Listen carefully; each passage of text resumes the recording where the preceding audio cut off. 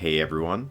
So, this is my post-commentated run of Fire Emblem, Shadow Dragon, and the Blade of Light. I'll explain why it's post-commentated at a later point when there's not very much going on. First of all, this run kind of sucks. I did it at midnight, and I blame my tiredness for how many mistakes I made throughout. I think I reset 5 times throughout the run. A couple times due to RNG, but most of it was due to my human error, and I probably could have shaved like 10 to 15 minutes off of this time had I not messed up. But it is a long run that takes your mind away the longer you do it. So I'm going to kind of explain what I'm doing as if you've never seen this run before, because I'm sure there will be plenty of people who that is the case for. But if I'm not talking during a bit of it, I'm probably not going to like speak during the entire thing just because there's not a whole lot going on in some places. So map 1 is simple, but I somehow managed to mess it up. I mess up turn 2, and I was like, okay, here we go again. Because in map 1, I don't like to continue runs if I don't get a strength level up on Marth.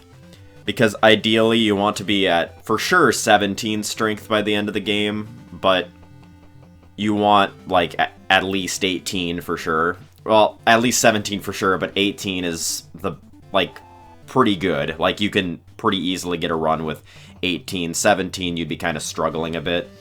And also, in the beginning, these first 2 pirates move in, like, a couple different patterns, and I got a weird pattern. Sometimes they move a little bit farther to the right, so that when I attack them with Jagan, they move to the fort on the right where everyone else is standing, and then I can kind of pick them off over there.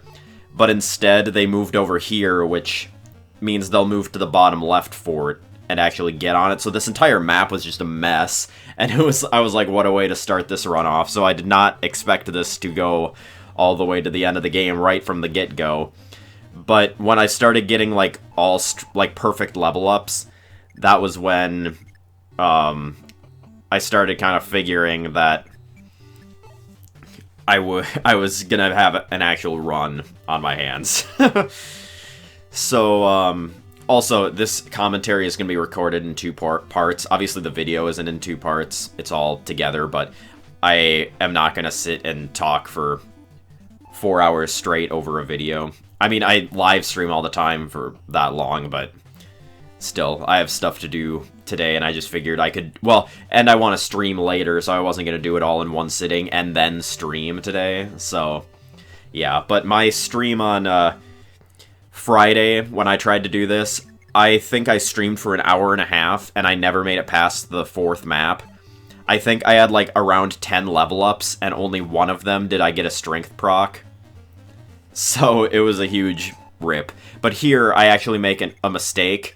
I normally move Marth down into that lone tree tile that's kind of below Draug. But instead, I kill that pirate there, which normally he would have moved to me anyways. So I made a mistake. And I need to keep Marth moving so that he can take the castle as fast as possible. So I messed that up. And then I was like, oh boy. But it ended up being okay. I was low. Normally I like to leave this map with Marth at level 3, but I think I end up with him only being at level 2, and I get some backup experience in the 2nd map. But yeah. There's a lot of parts, like, my Marth ended up being absolutely perfect. I ended up with, I don't even know what my speed and defense stats are, or were, but I'm pretty sure they're pretty, I just don't do the calculations, because I'm like, it's just gonna waste time, and if I can, like, if I can't live a hit, if I have to actually check, then it's probably a dead run anyways, so I just go for it and don't even check my defense. I'm sure it pops up every once in a while, but I got really lucky with, my Marth stats, but it ended up, like, evening out because of the amount of misses that I got, especially when we get to map 16. That map was ridiculous. That's one of my resets, and it wasn't even my fault. It was absolute garbage. But this run is definitely beatable, and if there's anyone who actually feels like beating this, I'm guessing this record won't last too long. Like, I could have probably, well, really, I could have easily gotten sub 4 hours had I actually, not messed up the stupid things that I messed up, but oh well, it's a long run. I'm bound to make mistakes, especially, well, I didn't make any mistakes I made one mistake in the last few maps. I had notes for the last 5 maps, but I had never played them in a run once. So there are parts where you can kind of see me sitting on a screen for a bit. That's probably because I'm like reading my notes to make sure I'm doing it right. And one of my major mess-ups was in one of those maps because I was panicking and I thought I screwed my entire run over because I miscounted my warps. But we'll get there when we get there. So this map actually ends up ending pretty fast. Jagan got a strength up, which normally would not be good, but it was in this case, I would say, because it made this map end a lot faster, and it was kind of screwy otherwise. Like, it probably would have taken me forever had he not gotten that strength. Not forever, but like way longer if he had not have gotten that strength up there.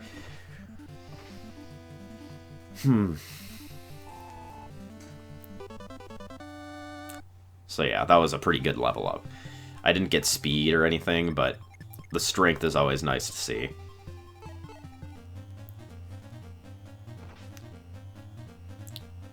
And because I got defense, I don't think I knew it at the time. I don't think I was thinking about it, but that thief can't do any damage to me, or any damage to Marth, because Marth got a defense up on that level. So he's safe from this thief, and I don't know why he even attacked me.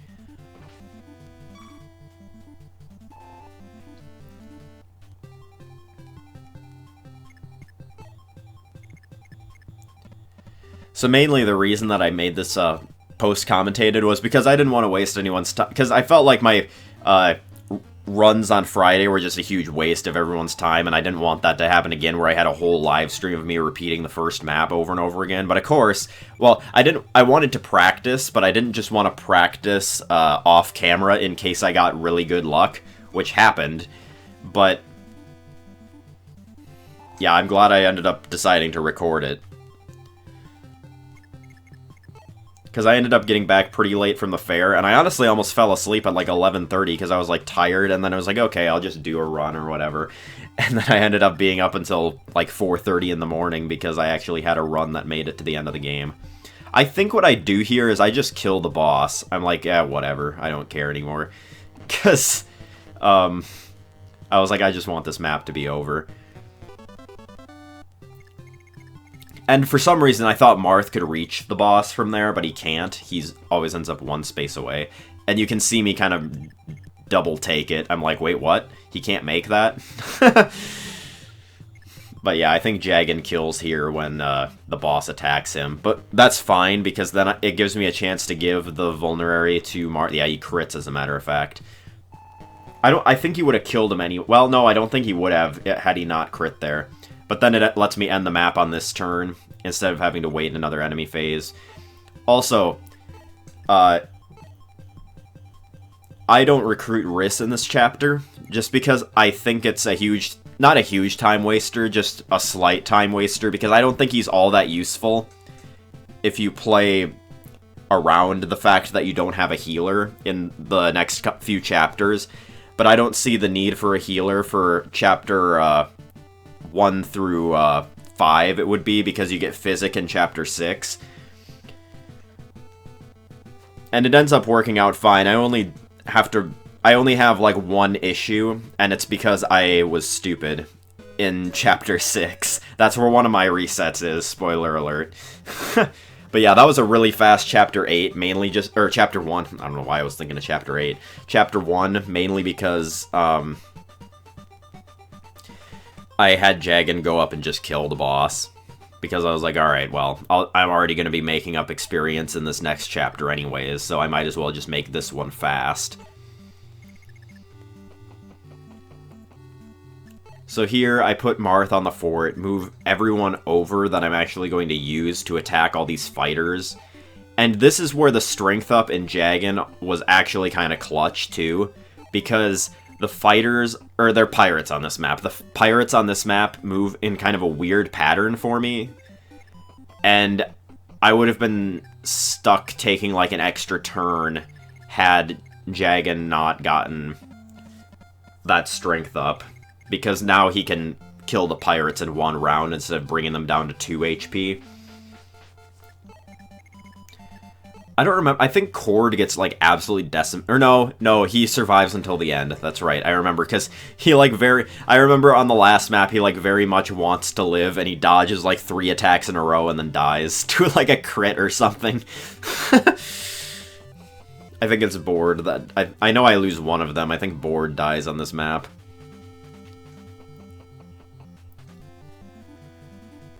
So sadly, I don't get a strength up on Draug on this run, which is helpful for map 4, but that's about it. It makes it quite a bit faster, but I end up with enough strength by map 4 on Marth that I can kill the Cavaliers in one hit. Like here, I got another strength up, and I was like, okay, I've got to actually play this out, don't I?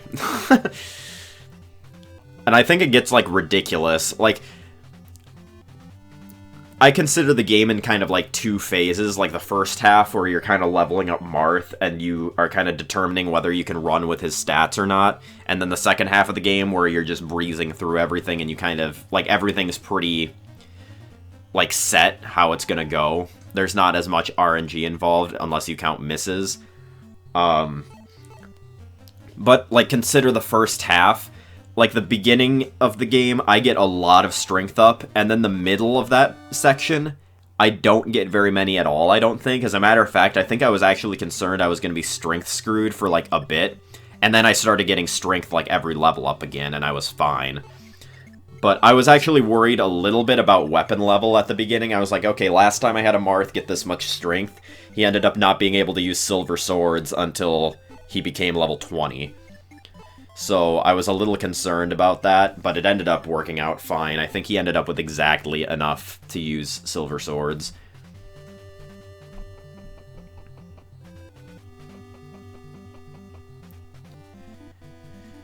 So because the last chapter was so weird, I played this map a little bit differently than I normally would have. Normally, I think in this particular version of this chapter, or whatever you want to call it, I leave Marth over here for 1 extra turn so that he can kill, like, a thief or something, so he gets 40 more experience. I don't remember exactly what I do.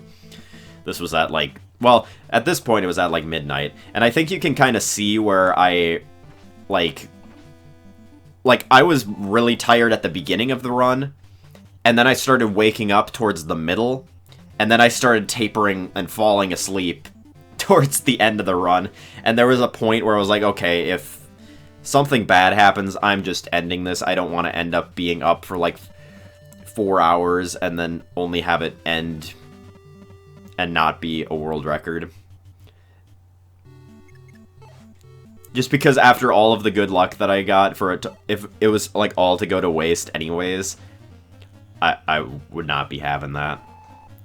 I think I get another strength up on... Or no, I don't think I do. I think I get, like, a speed and HP on this level up or something, if I remember right.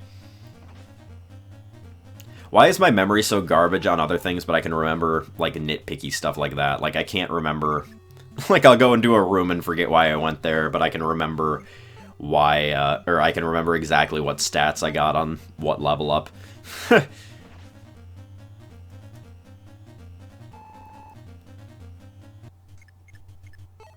So yeah, the fighters all moved in a line here, so Jagan needed to kill one so he could get through to go and confront Caster and whatever, just the other random archer, I guess.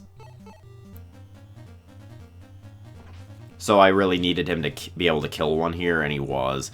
And what happens here is the pirate that's in heal mode right now, that just got knocked down to 3 HP by Barst, that one moves on the bridge that I would be moving Jagged in front of anyways, so it ends up working out perfectly. One kind of weird thing that happens in this run is I run out of Iron Sword uses for Jagged really quickly, because since his strength... Oh, he got a crit. I forgot about that. But because his strength is so high, I don't use his Silver Lance very often in the first few maps, and then I get to map 5 and I'm like, oh shit, I only have 2 Iron Sword uses left. I think I get some really shitty misses here. Yeah, I missed that, and then I think I missed this thief like 3 times with like 3 different people on the player phase, and it makes Marth have to stay there even longer.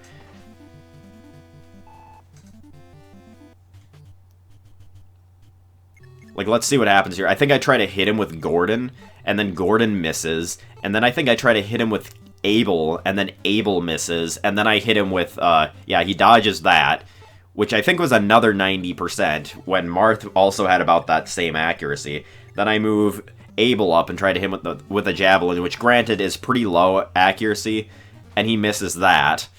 And then I move Kane up there, and I think he's able to hit him. I think he hits him here, and then I'm able to knock him out with Marth.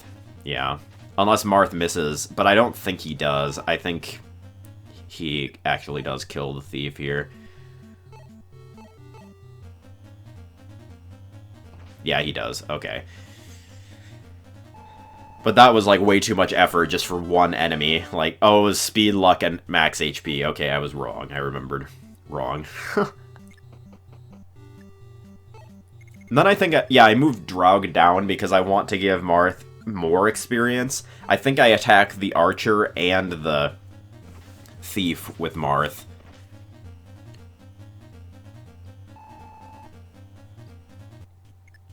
If I remember right.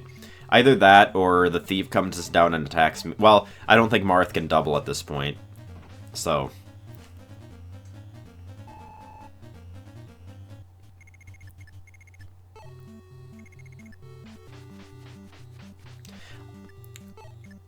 Also, for those of you who haven't been watching my streams, I recruit Caster on this chapter just because I feel like it's a little faster than actually bringing someone up to kill him.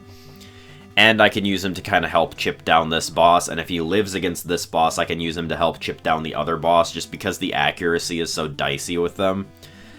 Like, this boss and the boss of map 3 are, like, really stupidly hard to hit sometimes.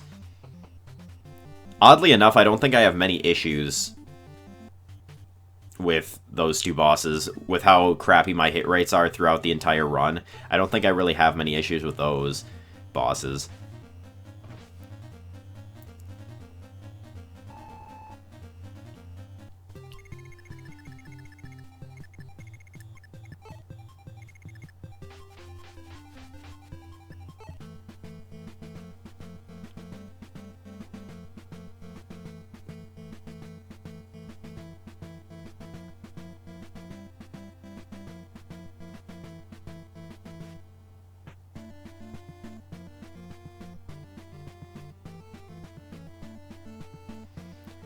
The only problem with this map was that I had to wait, like, leave everyone up here for a while to wait for Marth to get over there.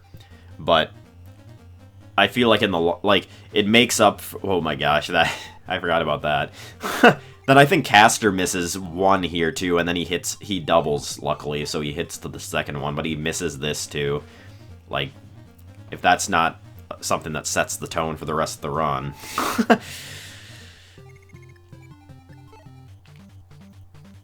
But yeah, the time that I waste here leveling Marth up a couple extra levels is made up later because I... Or it's... To make... Like, it kind of evens out, is what I'm trying to say. God, I need to work on wording things. It kind of evens out with how fast I did map 1, because I didn't level up Marth high enough in that map. So now I take a little extra time in map 2 to level him up. And it kind of evens out with how fast that one was.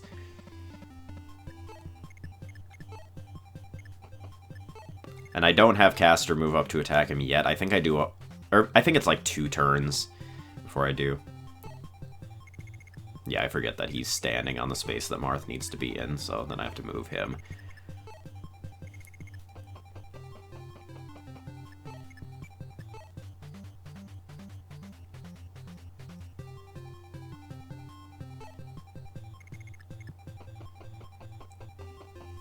Honestly, I really enjoy the, I'm excited for the mid-game of this, because the mid-game is actually really fast-paced. Like, it looks like a really slow-paced run, but then you get, like, to the point where you're warping, and the run picks up the pace quite a bit there. I think I actually don't kill this boss with Marth. I think someone crits here and takes the kill from him, if I remember right. I'm not positive on that, though. That might be the next one, but I swear that happens here or something. And I'm like, oh well, I got that extra experience anyways or something. Or I think I miscalculate it. I think that's what happens. Like, so I end the turn here, he attacks Caster, and I think what happened... Oh yeah, Caster gets crit here, I forgot. And I was like, rip, whatever. So then I attack with Jagan. And of course he misses, as per usual. And I think Marth gets a level up here, and he actually levels up his strength. But I don't think about the fact that he has the same amount of strength as Jagan when this ends. Or no. No, he gets attacked here, and then he levels up. And I don't think about the fact that he has the same amount of strength that Jagan has now, and that he would be able to kill pretty easily if he attacked him. But then I attack with Jagan, and he kills him. Of course, the one time that he could have missed and given Marth some experience, he doesn't. And this is kind of a mess up here because... I mean, for one, I could have given Marth the experience, but I also have to end the turn here and take an extra turn so that I can give Marth the Steel Sword. Because I wouldn't really have another good opportunity to give it to him.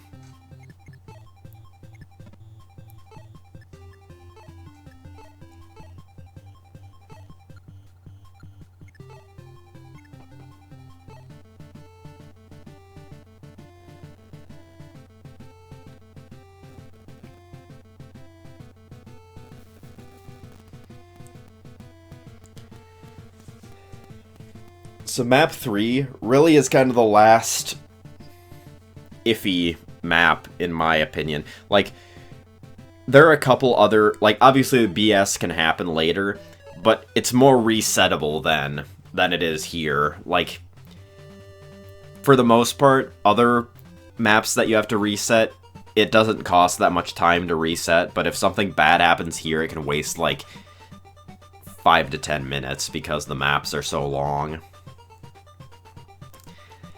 And the other maps where you don't warp are a lot safer. Like, map 4 and 5 are pretty simple. 3 is a little iffy. Or, not 3. Why do I keep losing my mind? 6 is a little iffy. And then, 7 is pretty straightforward. And then you start warping.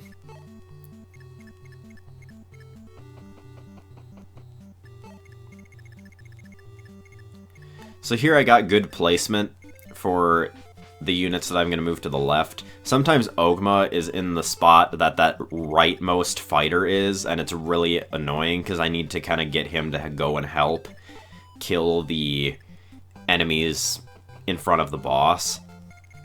So he always ends up lagging behind if that ends up happening. And well, this time because Caster died, I didn't have to sit and pick all my units. But it took me until the very last map to figure out how you can get them to organize in the way that you want them to. It took me until the last map to figure that out. I thought the order that you picked them mattered, and then I tried picking, like, resetting a map and picking them in a different order, and it didn't work. So then I just thought it was random and set before you start the map. But it's the order that they appear on the list in the, like, menu where you pick them, which is kind of annoying. But luckily I thought of that, because I would have been screwed on the last map, because I actually end up having to reset on the last map because everyone's in, like, wonky positions. But then I figure out that if you select them in the right order and skip over units so that they're, like, the 3 units you need next to Marth, so that they're all in order. Like, they're the next 3 that are selected on the list, if you know what I'm saying. They, will appear next to him no matter what. It took me until then to figure it out, and that could have actually saved me a lot of time in map 3 if I would have thought of that. Or not map... I'm losing my mind. Map 16, because in that map I need Julian, and he ends up literally the tile furthest away from where he needs to go. But instead of talking about the future, I'll talk about this map. I just recruited Navarre, and I move him up onto that hill, and move Abel up to give him some assistance, because it's tough to double this thief, especially because he moves up on the hill, so I let Abel deal a little damage, so he doesn't have to double him, he just has to hit him once. So it makes it a little easier on him, because with bad luck, Navarre can easily die if I move him up there, and it's happened before, and I've done a run where I was fine without him, but ideally, you don't want him to die up there, because then you have to protect... Well, you don't have to protect Sita, but... Because you don't need her after this point in the game, but I think you get the better ending. I think the better ending is maybe slightly faster. I actually get the bad ending. You'll see what happens there.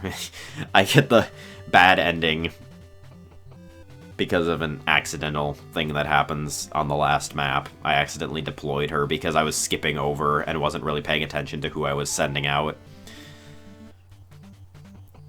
And on the last map, pretty much everyone you deploy, aside from the mages and, well, like the mages that you use to warp Marth and Zane and Marth, they don't die. Everyone else does, though.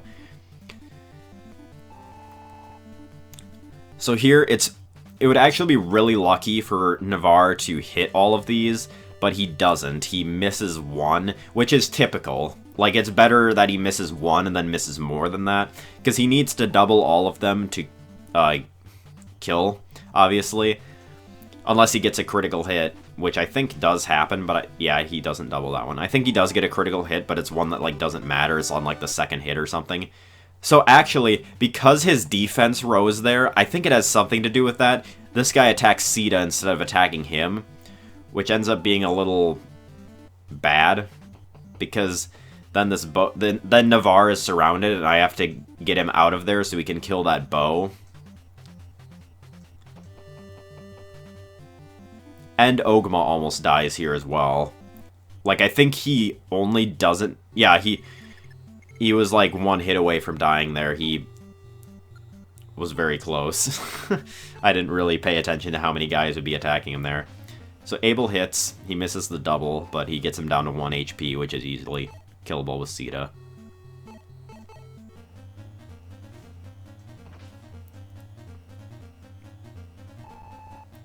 And then I move Navarre to kill the archer. Because I know that no matter what that fighter does, I don't think he's really a threat to anyone. And I think he just ends up attacking Navarre anyways. He might attack Sita, I don't really remember. So I think this is actually why Jagan's Iron Sword breaks, because Ogma almost dies, so I have to have Jagan go in and attack pretty much everyone that I would normally attack with Ogma. Like, Ogma would normally assist him in getting these kills, but because he's almost dead, I can't do that. And normally Castor would help a little bit too, but he's obviously dead.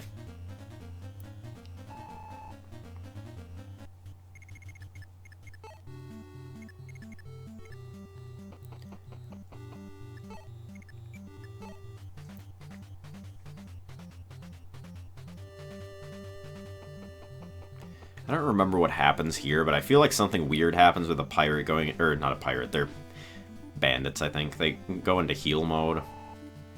And block the fort. I think that, yeah, that one ended up in heal mode, so he's blocking the fort, and now I can't get there. And it ends up being a little awkward, I think, but...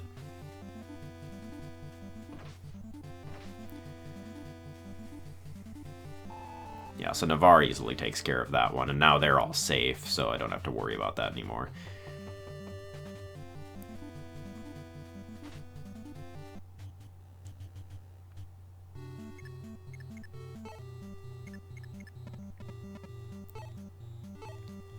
I don't remember how I deal with this situation. I think I attack this guy with Ogma and just hope that he doesn't miss, which, for the way this run has gone, might not have been the best idea, but it was basically my only option, really. Unless he couldn't... yeah, he can reach, yeah. So and he doesn't miss here. He does actually kill him. But, like, anytime... after this run, every time I see, like, any amount, like, even if it's just a little sliver of miss probability, I'm like, oh god, I'm totally gonna miss this.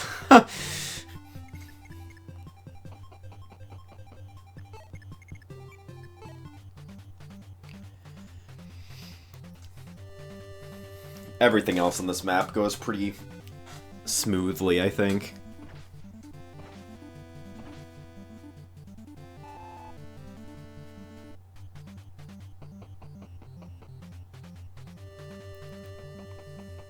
I think I, like, kill this guy with Marth.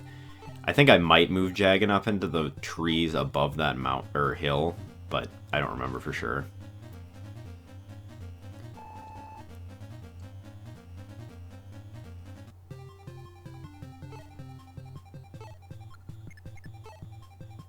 Yeah, I do. Just to get him a little closer to the boss, and then I think I move Gordon over so he can maybe assist with the boss. But I don't think he ends up making it in time. I think this boss goes down pretty quick, if I remember right. Maybe not, I don't know.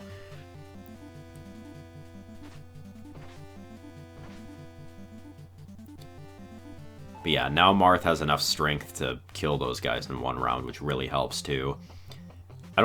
Oh yeah, this guy doesn't... that thief doesn't attack me, he just blocks me, which is really annoying. And then I think I get a crit here. No, he dodges. That's right. And then it's really annoying, because then I think I shoot him with Gordon, yeah. And then I think he actually attacks Marth for some reason the next turn, I think. But I go up, kind of hoping that he'll attack Marth. Really, like, moving Jagan up there was kind of a risk, because Marth might have not been able to make it up this next turn. But this guy is pretty low hit, so... and Jagan actually manages to hit both of those. No, he doesn't attack me. So I guess I do end up waiting another turn, I think. Or do I just kill the boss? I don't remember.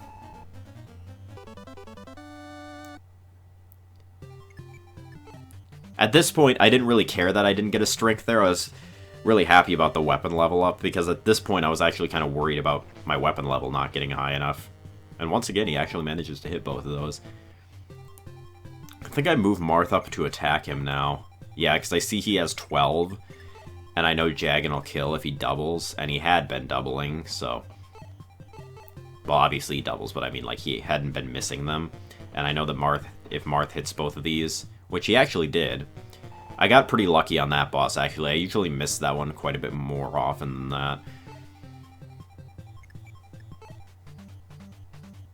So that's map 3.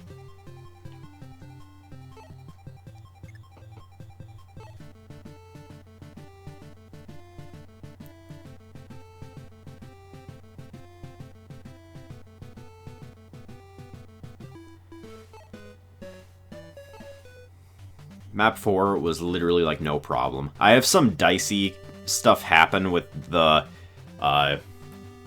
fighters on the right side of the map, because they end up not getting killed by Draug because he doesn't have high enough strength to kill, which is typical. Like, I don't think he has that great of a strength growth rate, but it just makes this map go a lot faster if he does get the strength on that first level up. Because then he doubles them all and kills them in one round instead of you having to bring someone else up to help.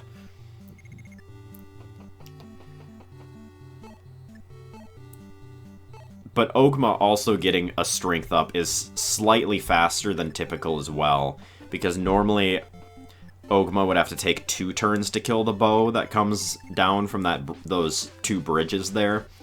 But instead of taking 2 turns, he kills them in 1, or he kills him in 1.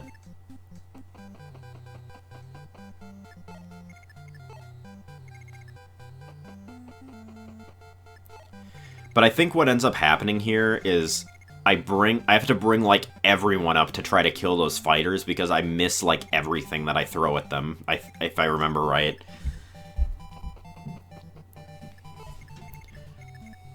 I think I do manage to kill them all on my, like, player phase turn 3, I think. But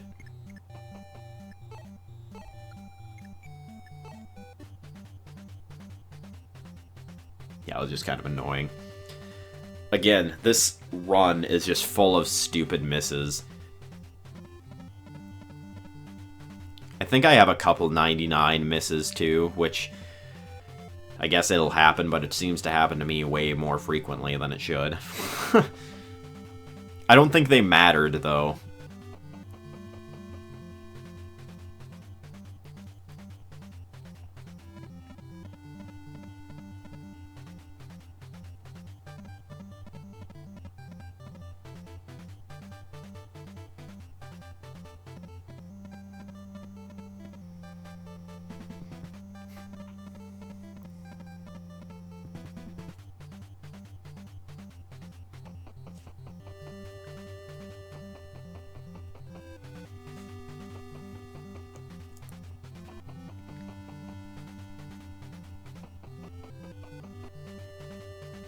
I think Merrick actually almost dies on this map, too. I think I almost lose him. I think he ends up getting pretty close, but I don't know, all the runs kind of blend together at this point since I've been doing so many the last few days.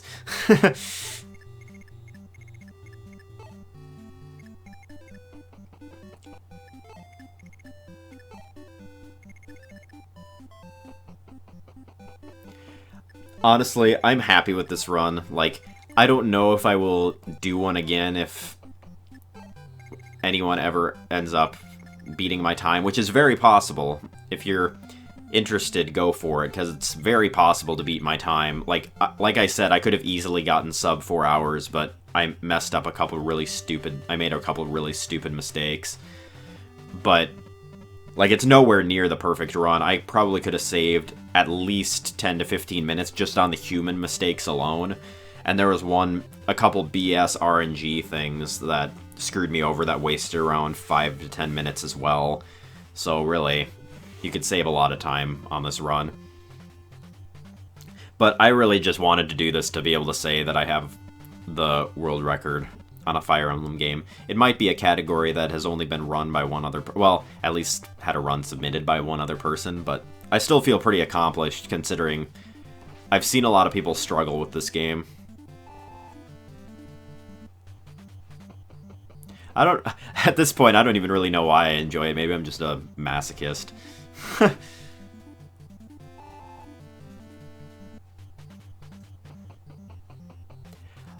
Because honestly, if I didn't get, like, a good run soon, I think I probably would have given up. I was getting pretty close to that point where I was like, okay, I'm just never going to get the RNG that I need. And then I ended up getting lucky in this run with my stats.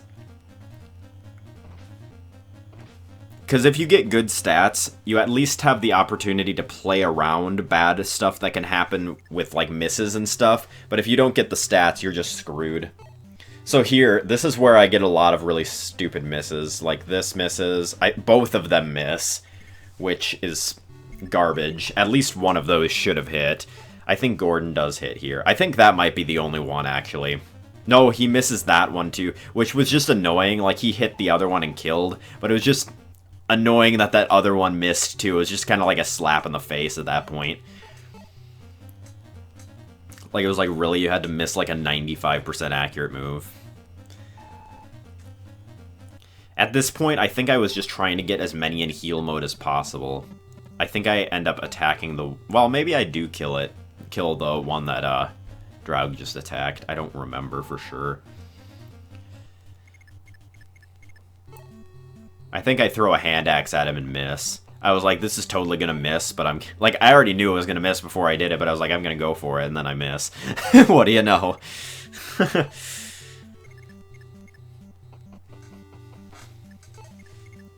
At that point, I was like, okay, well, I'm just giving up on that situation over there. I think Navarre misses one of these, too. Yeah, he misses a 99 there. So it was like, this entire turn was just full of garbage misses.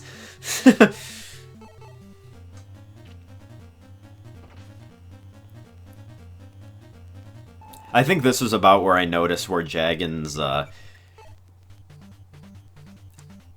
Iron Sword was about to, like, getting very close to running out.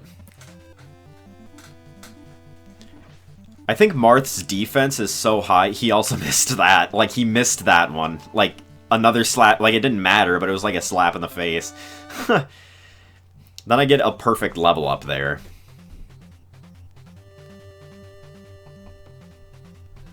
Like, it's gotta find the perfectly balanced, as all things should be. I get perfect level ups, but I keep missing, like... I guess a few of those were pretty low hit, but I mean, the fact that Abel doubled and missed both of those, he should have at least hit one, like, in reality. And Gordon and Navarre missing, like, 95% moves. Marth missing a 90... Or no, it was... Navarre missed a 99, and Marth missed, like, a 95. It was all around just a really terrible accuracy turn. And then I think my Marth's defense is so high that he attacks Navarre for some... I think that's what happened there. Which actually causes someone to die later. That makes a reset happen. Like, something like that, where someone... Where Marth has such a high amount of defense that the computer doesn't want to attack him because it knows that it'll do 0 damage. So it attacks, he attacks someone else instead and they die and I have to reset the map and it's really annoying.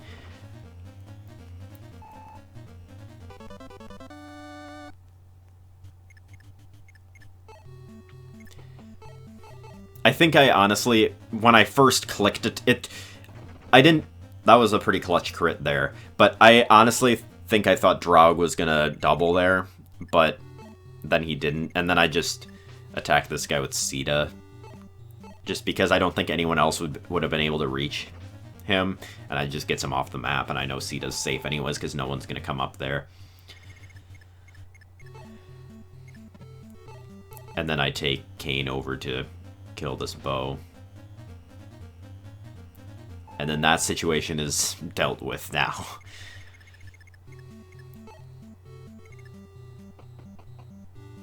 I think I waste a lot of Iron Sword uses on this Armored Knight too, if I remember right. Maybe it's my Killing Edge, I don't remember. Well, at this point I'm conscious of the fact that Jagan is running out, so I don't think I think I on purpose try to manage it a little better.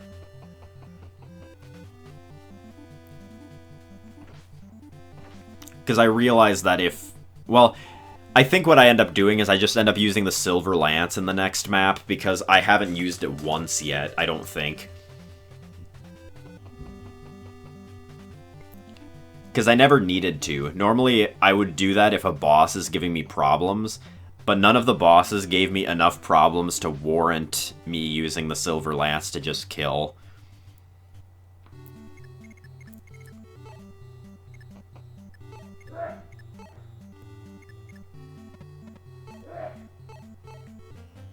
Yeah, so I attack this guy with the Iron Sword, and then...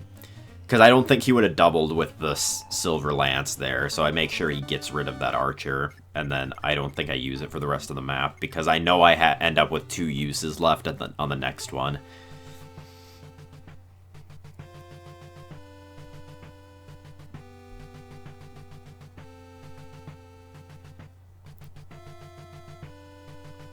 Let me make sure Audacity is actually still going fine. Okay, yeah, we're good. Perfect.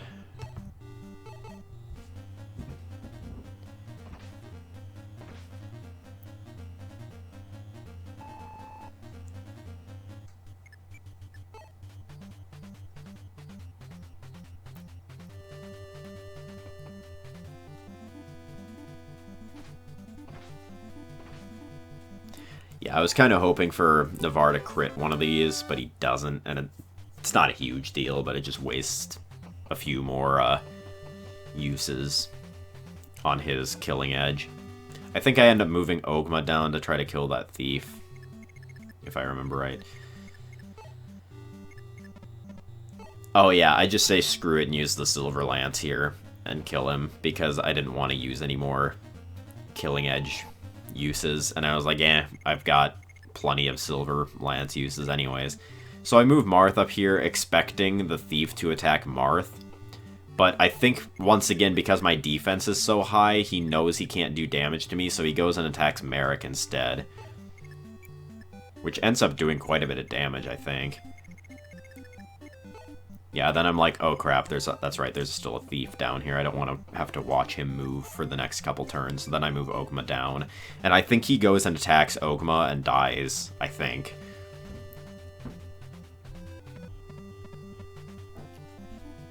I think I might get another strength level up before the boss here, too. Like, I think I level up... Yeah, I level up right before I go and attack the boss.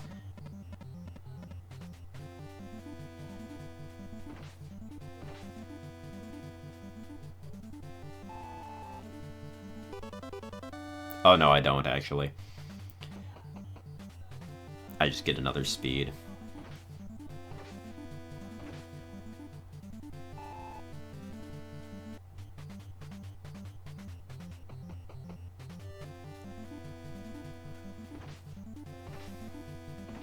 Oh, he doesn't quite kill. He leaves him with 1 health.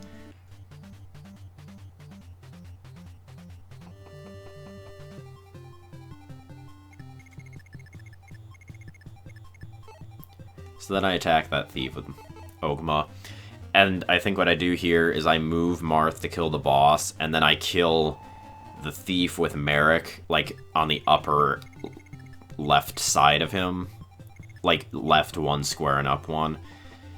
Just to make sure he's able to get over to the healer, because the healer, from my experience, always moves onto this castle. And also, I got pretty lucky on that boss. I've definitely missed that boss plenty of times, and I managed to kill him there in 1 round, which was nice. That was when I realized I had pretty high defense, too, because normally he does, like, 4 damage to me, and I think he only did 2.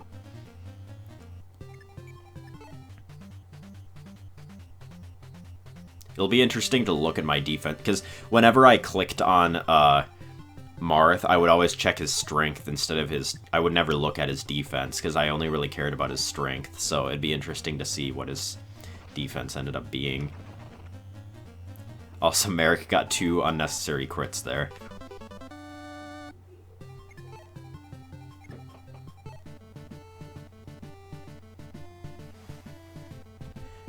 I think map 5 ends up being a little weird.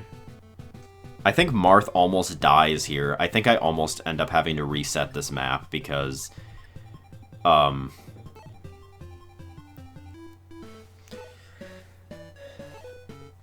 almost dies. I don't remember why he does. All I know is that he does. I think I could have used, like, a vulnerary, but I don't for some reason. I usually just plain forget that I have them, because I never really need to use them.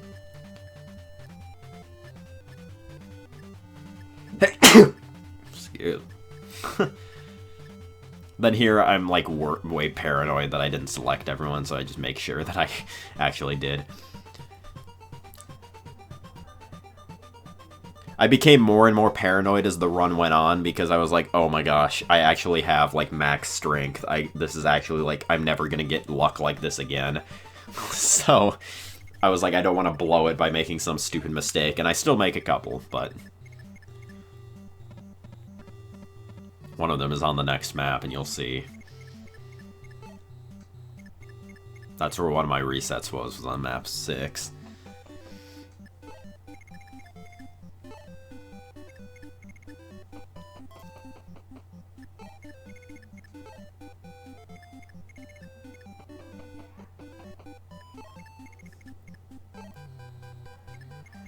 So here I move Marth to the up the right side so that all of the calves come and attack him, so he can easily just take them all out in one turn.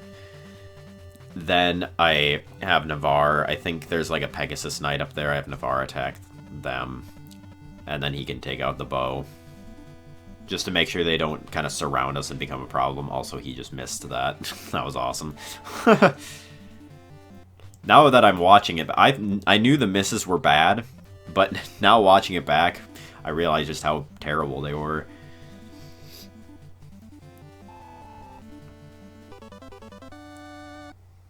Yeah, and this is, I think, where I stopped kind of getting strength for a bit. And this is where I was a little worried that I was still going to end up strength screwed, because for a while I don't get strength on my level ups, I think. But then I start thinking about it, and I'm like, it really doesn't start mattering until you're about at max level anyways, like what your strength is at, because you're killing things with rapiers, and for the most part, you like one-shot them or easily kill them, and your level doesn't matter, really, like your strength. Well, like, obviously it matters, but like, at the point I was already at, it wouldn't matter if I missed a few levels. And this is where I kind of had to decide what I was going to do with Jagan, because he was really down on his Iron Sword uses. So I think I keep the Silver Lance on him and move him here. And I think he actually kills the Armored Knight that I normally kill with Merrick, because I think he doubles it still, even though he's using a Silver Lance. Because I'm pretty sure he wouldn't one-shot. This is where I start moving Marth over to kind of rendezvous with them. And I get really lucky with how Wendell moves here too. Like sometimes Wendell moves in like a really weird position. And he ends up moving like right next to Merrick, and it ends up being really easy to recruit him. And it ends up being clutch because I need him to take out a guy that's about to kill Marth, and it ends up working out perfectly.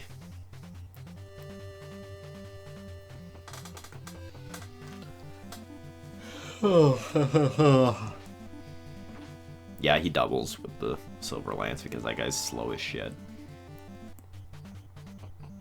But he doesn't double any of the thieves, and I kind of realized that, like, right here, and I'm like, oh, crap. I don't think he doubles them anyways, though. I don't think he even doubles them with an Iron Sword. Maybe, but they are pretty fast, so I kind of doubt it. But he doesn't take any damage from them, so... I think the rest of his level... I think he gets, like, one skill. But other than that, I think the rest of his level ups in the entire game are blank. Which, I mean, is typical for Jagan, but...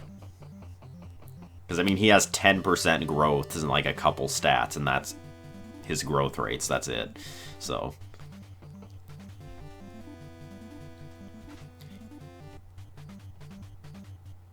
Yeah, here I'm not sure what I want to do. Like, with with those bows, I'm like, how do I want to deal with this?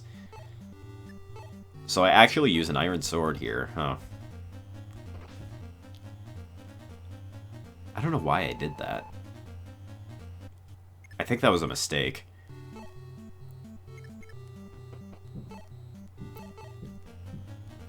Oh, because I want to make sure I get rid of these guys that are on heal mode. Because I don't want them running away. I think Merrick actually almost dies on this map, if I remember right. Like, he gets hit by, like, a couple guys on this next turn or something. Maybe. I could be wrong. Also, another miss. It would have made things a lot easier if he hadn't missed that, I think. Yeah, I decide between attacking him or attacking this thief, which this was also a mistake because I forgot for some reason that he can't double that guy. So it would have made more sense for me to attack the bow and kill him, but I don't for some reason. Well, because my brain was running at like Well, it was probably running pretty slow, considering I was tired. But I was like... I was trying to make all my decisions really fast instead of deliberating over what I was going to do.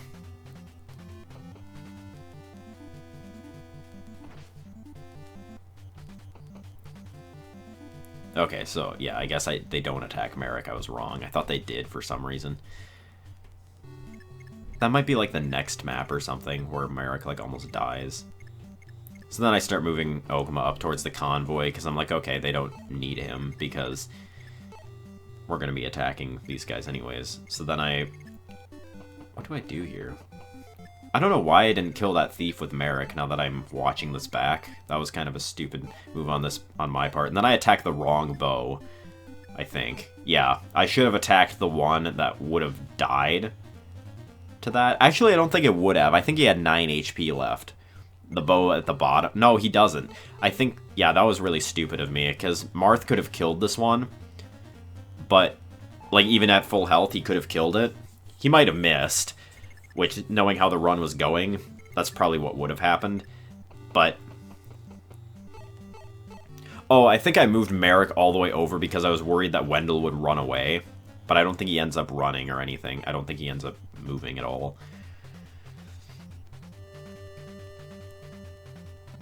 I think whoever it was that like that fighter, I think they die here. If I remember right. No, he goes up to Wendell for some reason.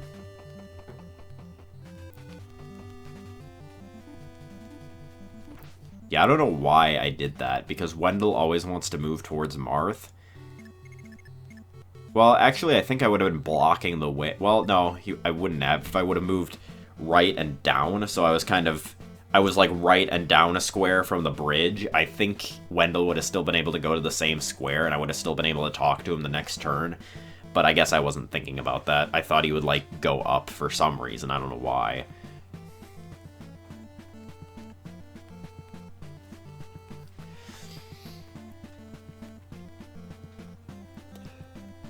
Oh, man. Not sleeping really gets to me.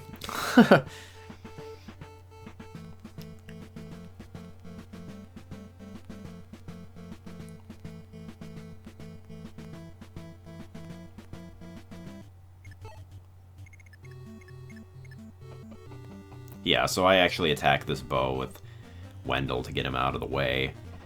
Because I don't want to have to use the Silver Lance again.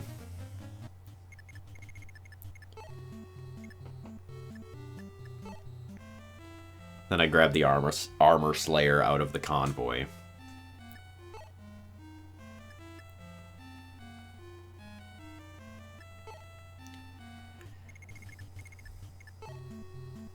What do I do here? I realize that I can't get to the boss, so I just move him here, which I don't know if that was the best decision. I probably should have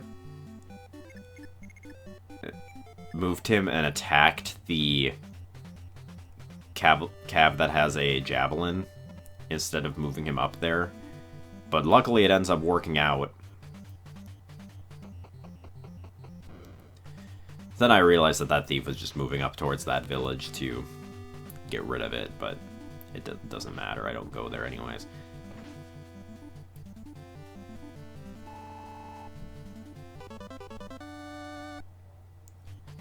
And then I get another no strength level up, which was kind of a rip. I got really lucky that I don't think it would have killed, but it would have put me in a very awkward position. I think what I do here is I move him up and use a vulnerary. Yeah, I think the end of this map is really slow, because I think Marth misses the boss here, and I have to heal again. I think that's what happens. Like, I think I miss here. Yeah, I hit one, but miss the other, and then I have to heal again, because I can't risk attacking him.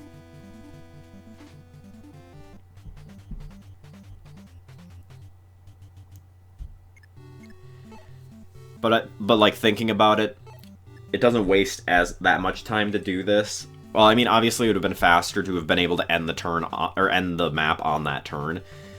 But, like, it's not a huge time waster because none of the enemies are moving on the enemy phase. Like, that's what wastes a lot of time, having to, like, take extra turns, is, like, you have to sit and watch the enemies move again. There, I got another strike. About threw up my coffee there, Jesus. Yeah, at that point, I was, like, half expecting him to miss that one. I think Marth might end up with, like, 1 HP left here or something. Because I think this guy does hit. No, he doesn't. Never mind. This guy moves and attacks Navarre for no reason, and I think he dies. Yeah, he just attacks him when, yeah, he gets, like, a crit and absolutely destroys him.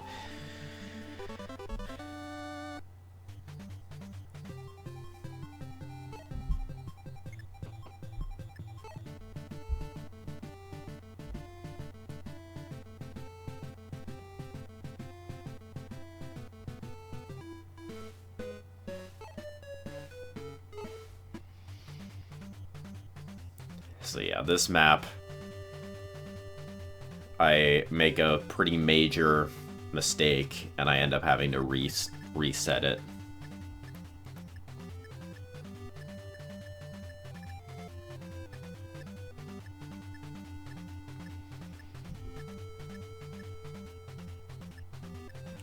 And then I decide to move Violent, or however you pronounce his name, because I give his Iron Sword to Jagan. Which I don't... He uses it a couple times, I think, in the next, like, couple maps, but then he gets the Armor Slayer, and after that, he doesn't become very useful. Like, he's basically used for, like, picking off a select few enemies, but that's it. I'd be interested to see how much time I waste here. So I started this map at about 101. I think it's like 3 turns until I screw it up, and then...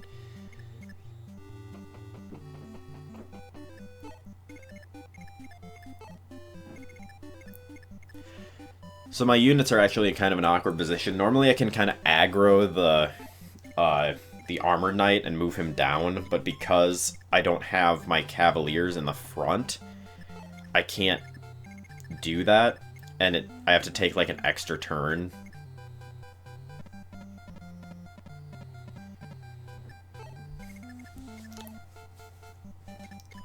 I think I don't move Ogma and Barst just because they wouldn't ever like reach the point where they could actually help. So I figured like watching them walk and taking the time to move them would just waste time, so I decided to not move them both times that I do this map.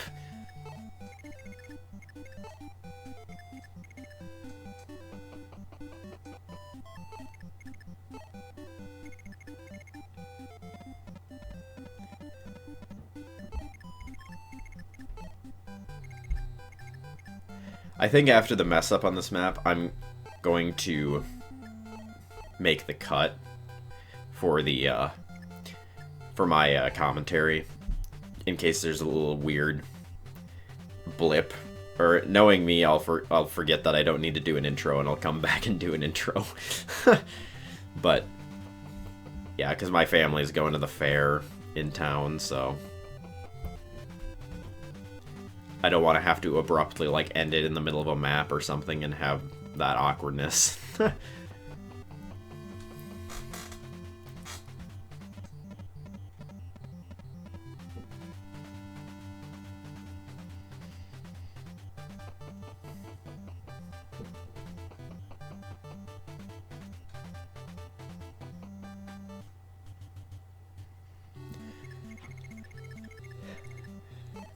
So yeah, this is where I realize, oh crap, he didn't move.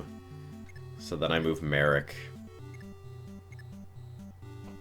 I don't know why I moved him there. It doesn't end up mattering.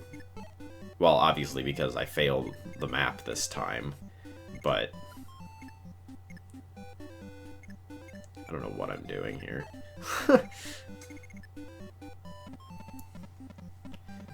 So I move Jagan up in the direction of the chest. I think I'm, like, worried about that Armored Knight, so I don't know what to do.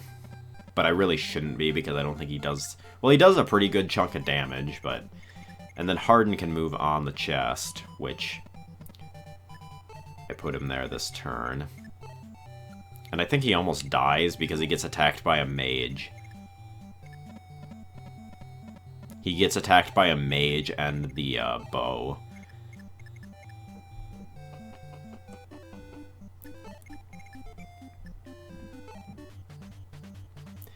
Then yeah, I just decide to end the turn. Because I'm not very aggressive on this turn because I'm stupidly worried about that Armored Knight. And actually, in resetting this map, I get a better, like, level up here.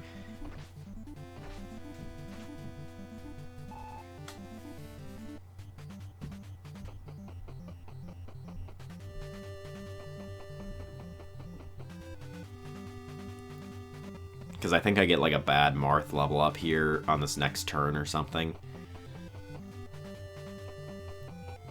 That's right, he actually attacks Merrick this time.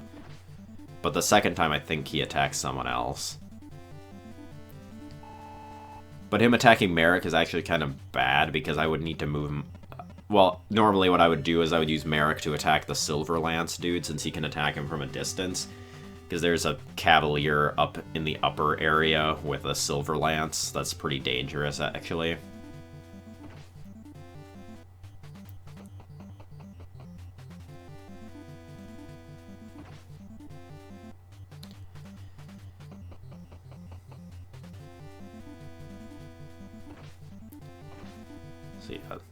Yeah, I guess he doesn't get that close to dying, but, like, it's decently close. Like, if he gets attacked by two dudes, he's screwed.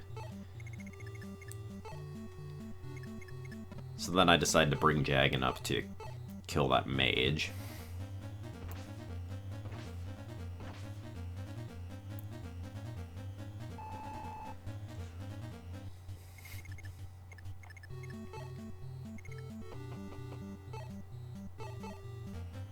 Yeah, Merrick's able to kill this bow without taking any damage. Then I think what I do is I actually move Rashia up there to kill that bow dude, which is kind of stupid on my part because I need his iron sword to give to Navarre. So if he dies, then I just lose that. And he doesn't even kill. So... Then I think I move Sedgar up to kill, realizing, like, oh, he'll die to the Lance dudes, but it doesn't really matter that much in the grand scheme of things. But it doesn't matter because I lose this map, as I've said many times.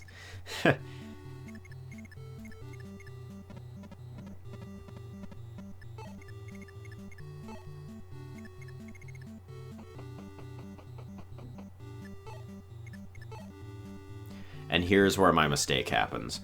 I, like a dumbass, move Harden off the chest, which I don't know why I thought it would be a good idea to do that, but I do. I move him off the chest, and then I'm like, oh crap, he can totally reach that chest.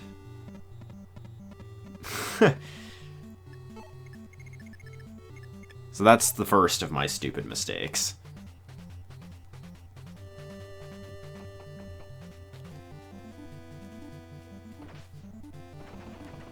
I think Marth does level up here, and you can see he doesn't get strength here.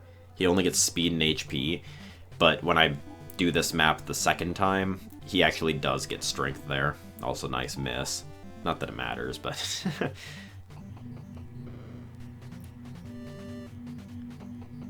But yeah, then I realize he does that, and then I reset the map. But I'm going to pause the video now. 3, 2, 1, pause.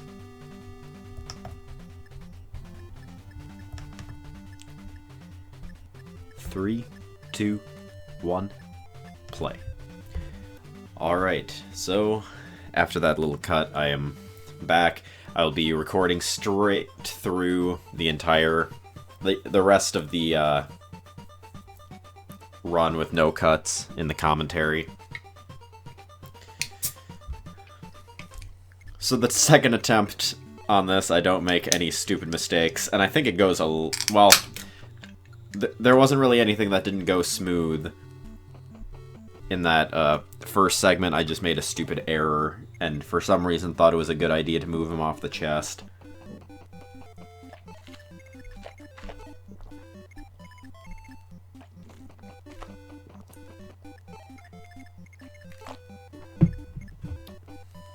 I think I actually managed to lose both Sedgar and Wolf in this chapter. There's quite a few chapters in this run where I lose quite a few dudes. Like this chapter, and I know there's a couple of chapters at the end, but at the end it didn't really matter as much. Here I was a little concerned, because I think I lose both of them and maybe someone else, like one of the calves or something. The way I lost Wolf was really stupid. We'll get to that. Sedgar was basically a sacrifice because I was like, Wolf's bet. I used like one of them in the next chapter, chapter 7, but I don't need them both, so I just kind of threw Sedgar up as a sacrifice, but then they both ended up dying, so...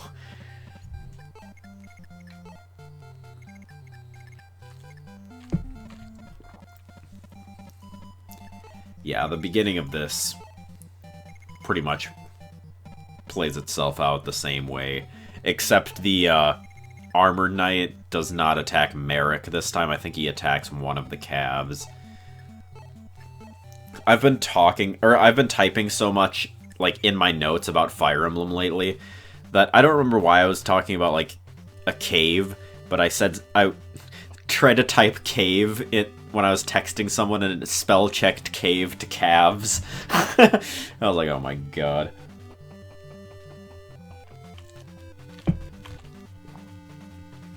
I think here I have worse luck with Marth against these Armored Knights. Like, I think he takes like 3 turns to kill them. Although, I believe he needs to crit to kill. I don't think he actually kills in 2... I think he would kill in 2 rounds if he hit them all, but he doesn't. So, as per usual. Maybe. I don't remember. I'd have to look. Well, we will look in a second. So yeah, I move Merrick pretty much fearlessly here. I just keep him out of range of the bow, but now I know he doesn't die to that Armored Knight, so I'm not as concerned about it. And I move Hardin on there once again.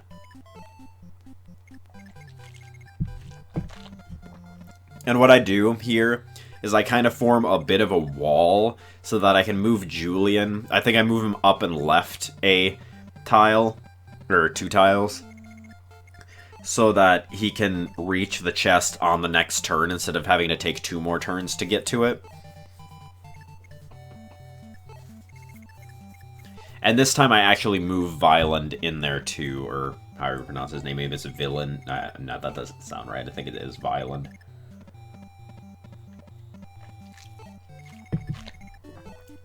Just because I know I never use him in my runs, so I can easily just kind of throw him up against the guys in the top and not worry about if he dies or not.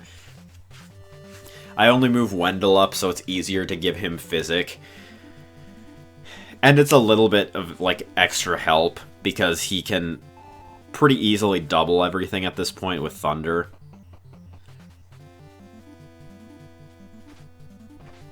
Yeah, so he would kill it in 2 rounds if he didn't miss one, but I think he does, and it leaves him with 1 health. I think that's what happens here. Or no, well, yeah, it leaves him with 1 health, but he ends up leveling up from it, and he ends up getting 1 more strength instead of whatever the level up was that he got on the previous attempt of this chapter.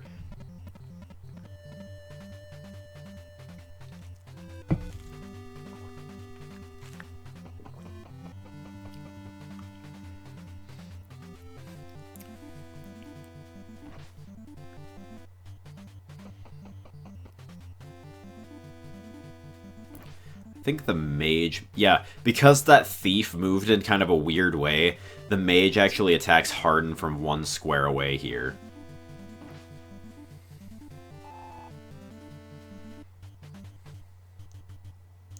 which means he's able to actually counter, but he doesn't quite kill.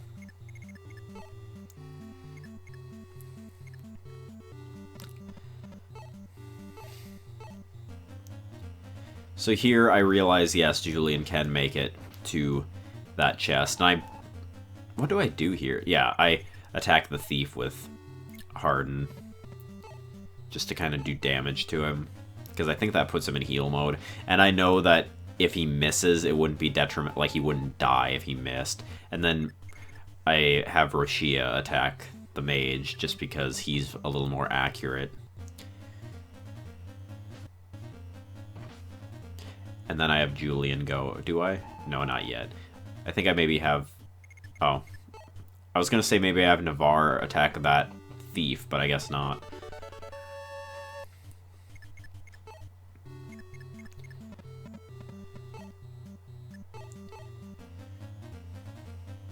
So I know I have to get rid of that bow in the top. Do I get rid of him with... No, I get rid of that thief with Jagan.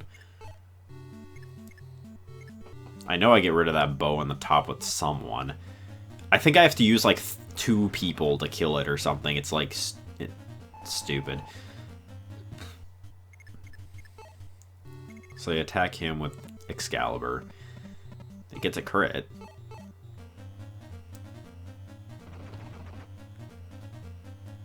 Yeah, I think I move Violent up, thinking he can kill, and then he does, like, no damage.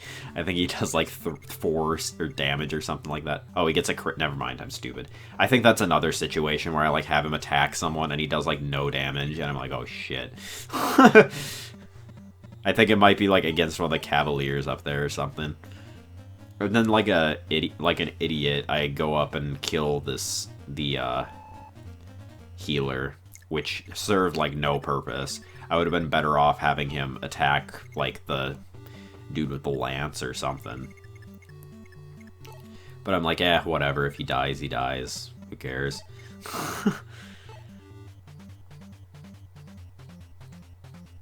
Care very much about my units, as you can tell. Then I have Wolf wait behind so he can help kill them on the next turn. Then I think I kind of get put in a bit of a sticky situation here, because I don't end up keeping them alive anyways. Yeah, Marth missed that. I don't end up keeping them alive anyways, but I'm like, I want one of these horsemen to live here, and they end up being, like, surrounded up there or something, and I'm like, if I don't kill these guys, the Silver Lance dude is going to become a huge problem.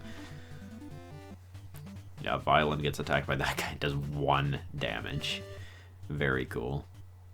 I think Sedgar dodges this, too. Yeah. So he managed to cheat death. I don't remember. I think I just move Wendell. I don't think I use him to actually help with anything. What am I doing? I was about to say, dude, I actually go for that? Yeah, I think this does, like, no damage. It does, like, 3 or... Oh, it does 5. And then he just dies. I was like, oh, man, oops. Oops-a-daisies.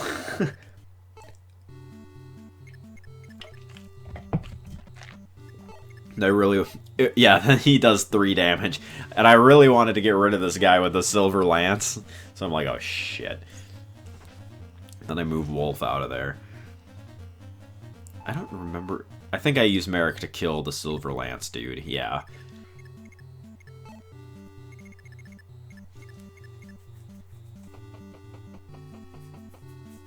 Because then I know Merrick probably won't die there because... Well, I know that both of them can't... Well, they probably could have both attacked him because Merrick probably would have killed them. But...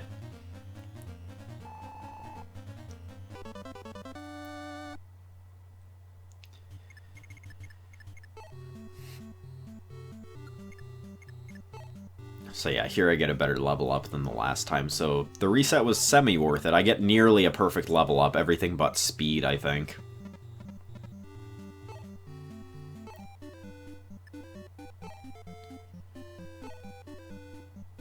I don't know what I'm moving Navarre over there for, to be honest.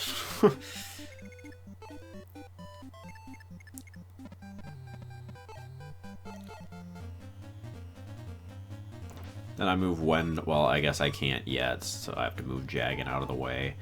Yeah, I have him attack a thief for literally, like, no reason. I should have attacked with the silver sword, really, because he gets doubled. I mean, he doesn't take any damage, but the silver lance, because it would have done more damage, but oh well.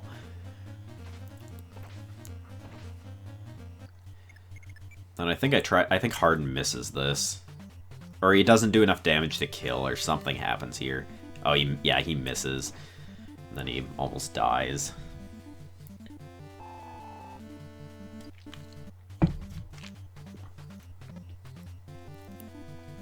I think it was at this point where I was kind of thinking about the overall use of the other units, and really when it comes down to it, after this point you don't really use like they have kind of smaller utilities where they can be used to take out like certain enemies sometimes. Yes, Edgar dies there. But like they aren't incredibly useful.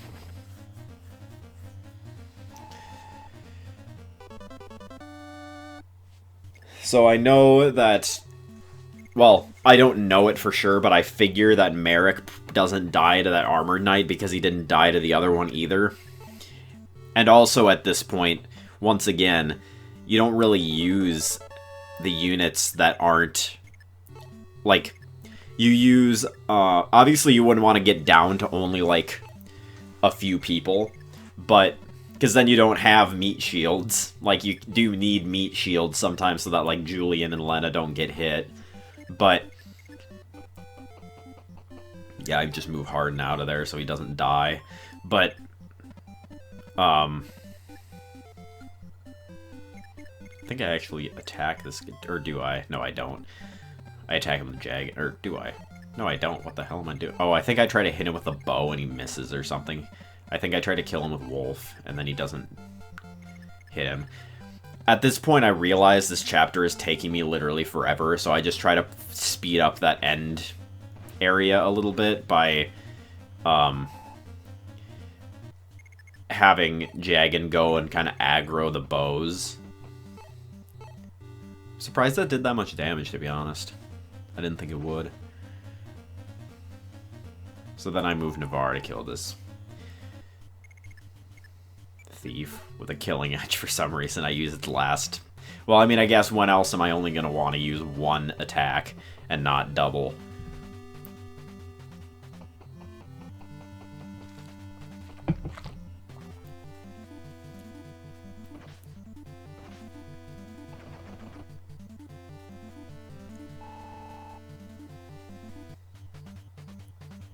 So yeah, he attacks Merrick and Merrick doesn't die. He gets another unnecessary crit. He's crit 3 times this map, and only one of them has been helpful.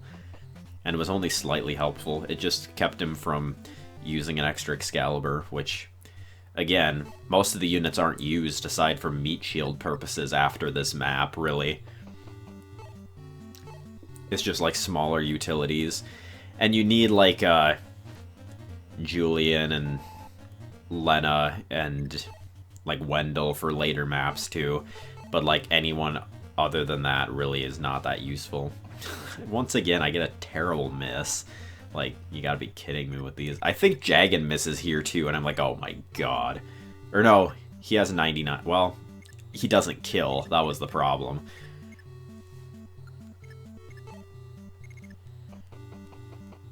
So here I want to move Wendell to a spot where Julian can give him Physic, so that I don't have to waste extra turns to do that. So I move Wendell here, and then move Julian down below him so that he can give him Physic. The ending of this map is kind of awkward. But I mean, it kind of has to be, because, well, I guess, yeah, there's pretty much no way you get to the end of this map and don't have to heal Marth. And you wouldn't want to waste a Physic, because it's possible you'll need a lot of them later. So you don't want to use a Physic, so you have to, like, heal Marth with a Vulnerary, then drop the Vulneraries so that he can grab the Seraph Robe, and then you have to, use the Seraph Robe and then attack the boss.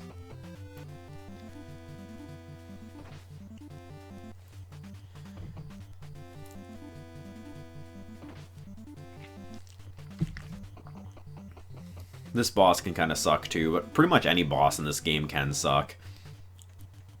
Like, all bosses in this game have the potential to be not good.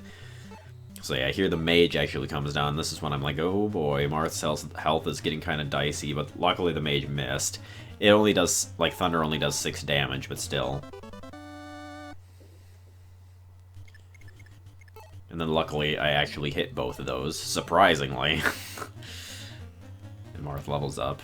He gets a strength there too. And I think this was the point where I was like, okay, this is definitely the run, because like I'm getting all this strength. There's no way I'm just gonna not finish this.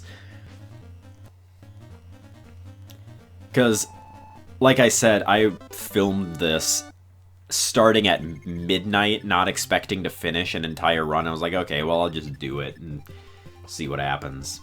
And I did it, and what happened was I actually got a run out of it, and like the entire time I was like trying to debate how worth it was for me to actually do it. I think Wolf actually dies to this thief, which is really stupid. So I moved Julian over there just because I know no one's going to come and attack him. So that he's kind of near Marth, and I know Wolf gets attacked here for literally, like, no reason. I didn't think the thief would actually attack him, but he does. And I didn't think he would do 5 damage to him, to be fair, either. Like, that's a lot for a thief to be doing, but he does, and Wolf dies to that, so it makes the next map a little dicey, and that was another thing. I was like, okay, we'll see how this next map goes, and if it goes bad, I won't finish the run, and then it ended up being just fine. It was a little awkward, but I think I don't remember how I handled it, but I think I killed the flying enemies just fine. I think I used, like, Gordon or something to kill the Wyvern Rider.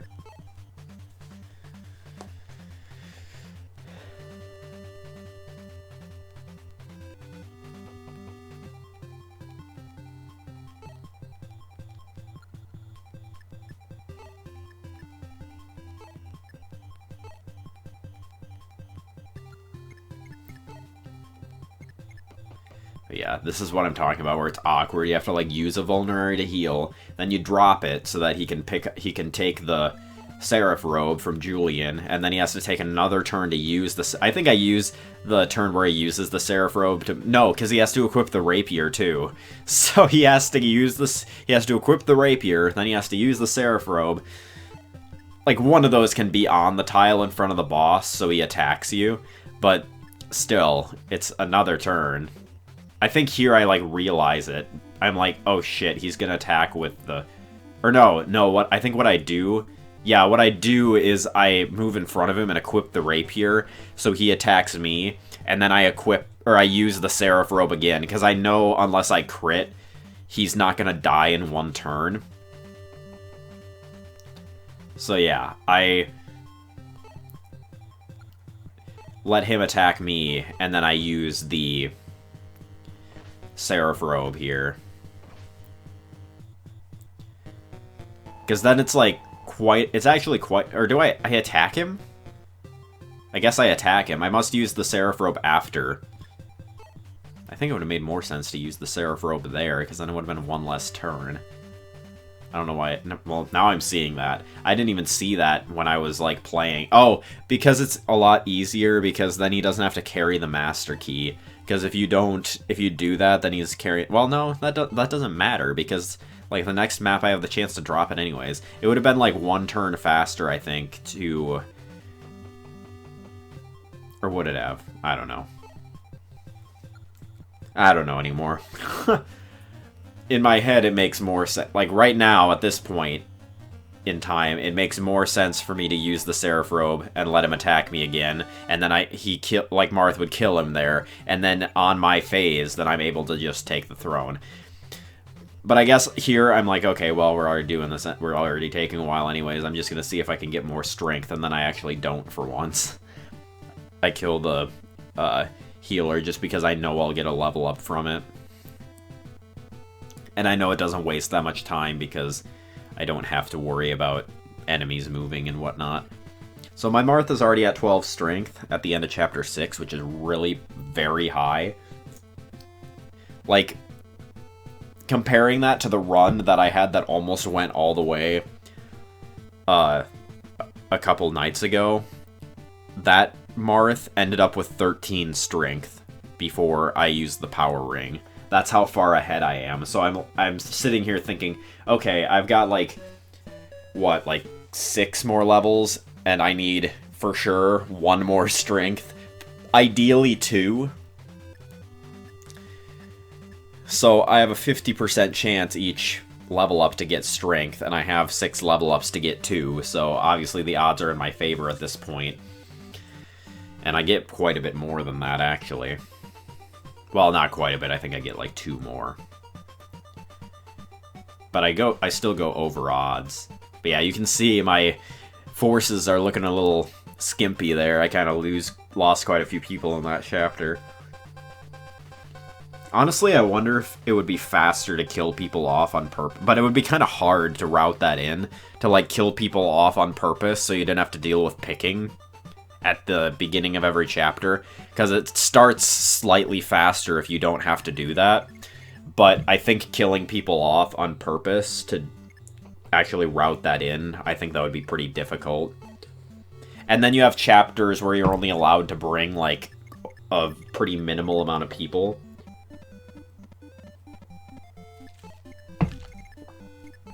So you wouldn't end up with that many people by the end of the game. So I think here I just move all my calves and Gordon and Marth, obviously, south. Gordon has like no move.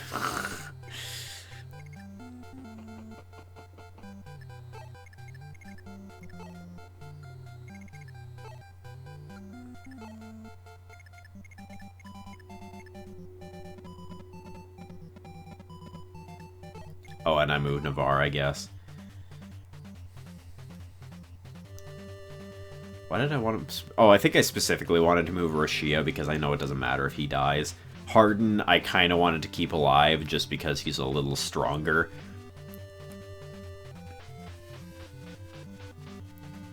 But yeah, I think someone does die here, but I don't think it...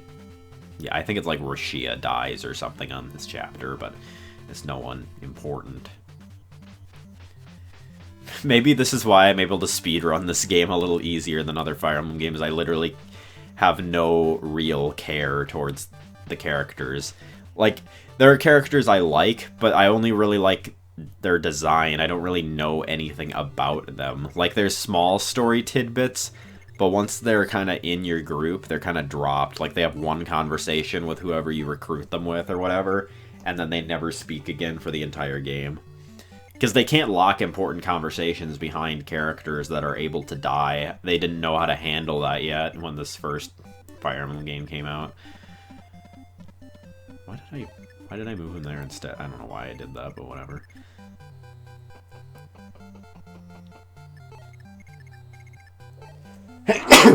Ugh. I should have moved, I think I moved Marth on that... Or no, Marth can't reach that forest tile. Maybe I move him on the top forest tile, or I guess in the middle of those... No, I move him next to it. I think I try to move him in the forest tile, but realize he doesn't have quite enough move for that. And then just leave him there.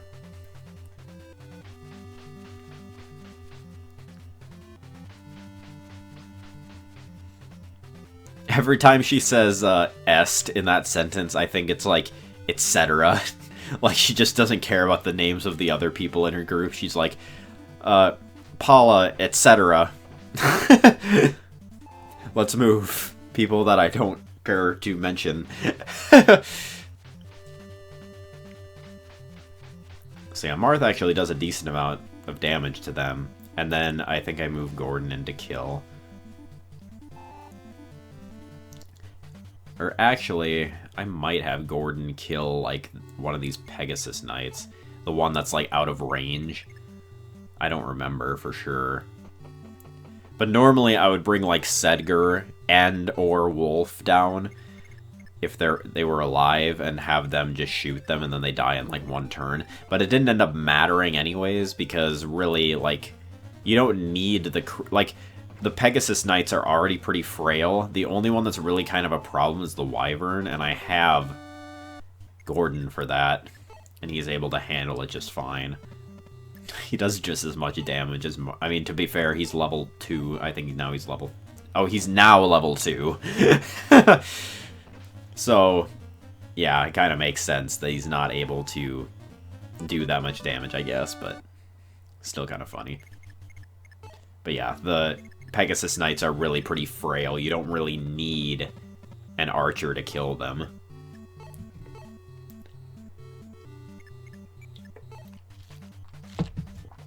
Then I move Jagan down with Marth because I want to get this map over with. I think I try to kill this thief and I miss.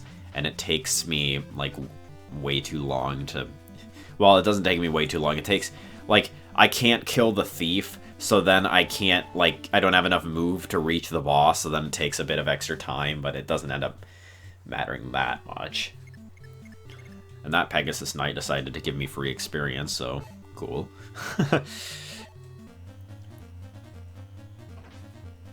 After this map is where stuff starts to get a little more fast-paced. So yeah, I think I try to kill this thief, and then I, like, miss an attack or some BS. Or no, I guess well, we're speed-tied. I could have doubled if I would have used the rapier, but I don't know if I wanted to do that or not. I think I could have... No, I couldn't have, because this boss takes more than 2 hits unless you crit. So, I couldn't have used a rapier on the thief.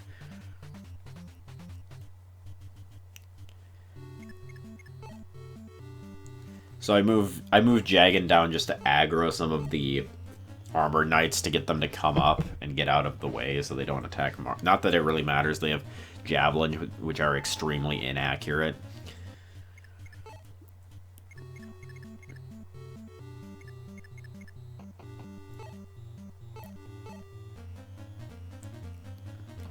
But yeah, then I know the move looks dicey anyways, but I'm like, can I make it?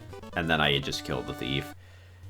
Unless this misses, I don't remember. No, it gets a critical hit, as a matter of fact.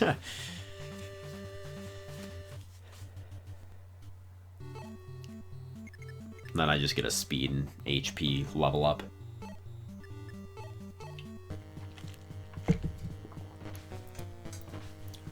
I don't remember how much defense I get, but I know I get enough. I end up with enough defense to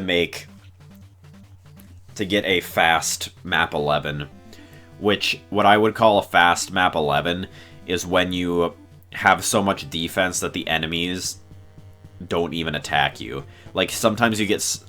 Like, if you don't have enough defense, they'll all come and aggro on you, which doesn't matter, but they, like, surround you, so you have to kill them in order to actually reach the boss.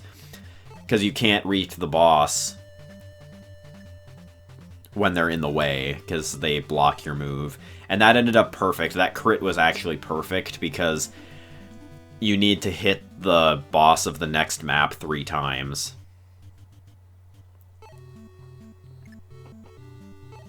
In order to actually kill him with the rapier.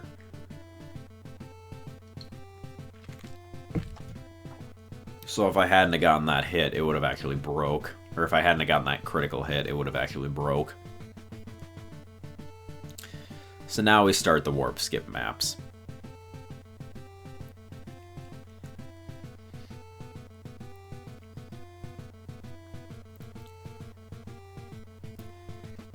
And we also start to have some really long enemy phases, so... Pull out your drinks. That's what I do during the enemy phases. I just kind of sit back and drink.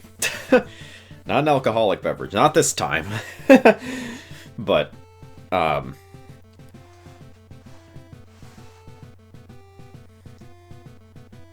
or it'll be like during one of the ending maps. Well, actually, I take the enemy phase time to, like, read my notes. Like, I go over my notes for, like, a couple maps ahead of where I am so that I kind of know what I have to do. And I think at this point, I was actually studying, like, the notes for Chapter 16 already so that I would kind of know what to do, because I kind of blew it last time.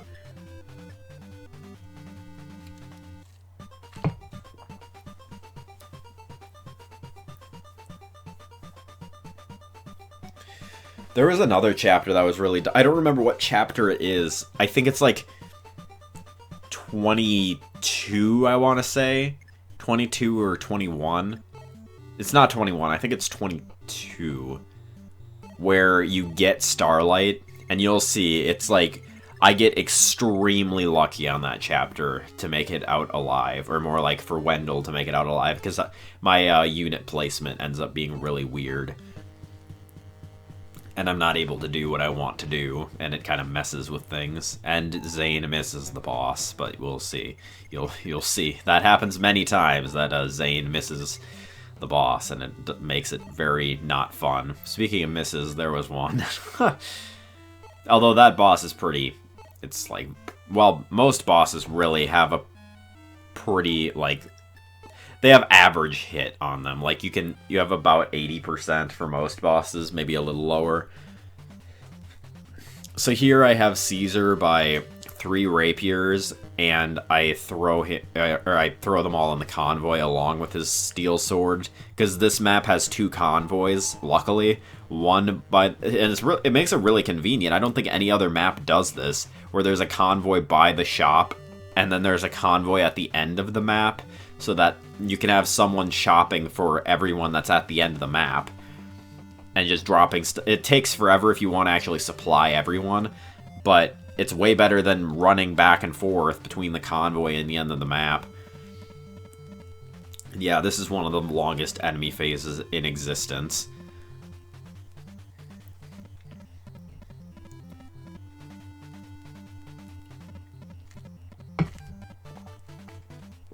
Just think about how long this, or how short this game would be without the enemy. Well, it'd probably be about half, I'd say, maybe. Maybe a little shorter than half, or maybe a little longer. I'm not exactly sure. I can't time it out in my head, but...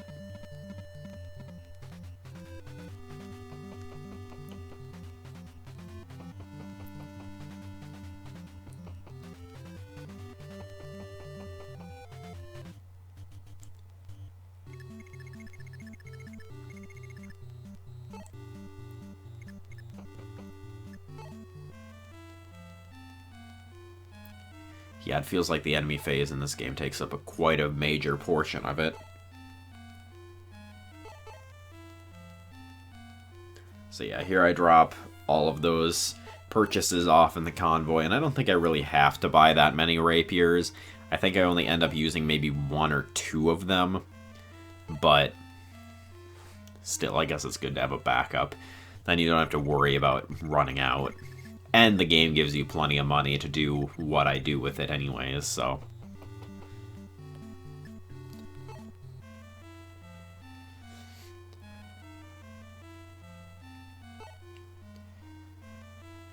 Then I move Marth to the convoy and drop off everything but a silver sword and a door key, I think.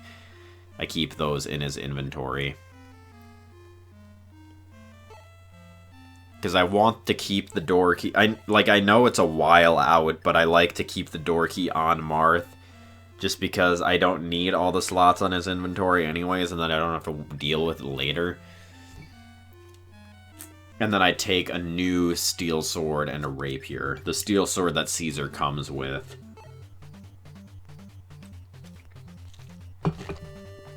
And a rapier. And then after only that little bit of gameplay, or like me playing, then we get to watch the enemies move again.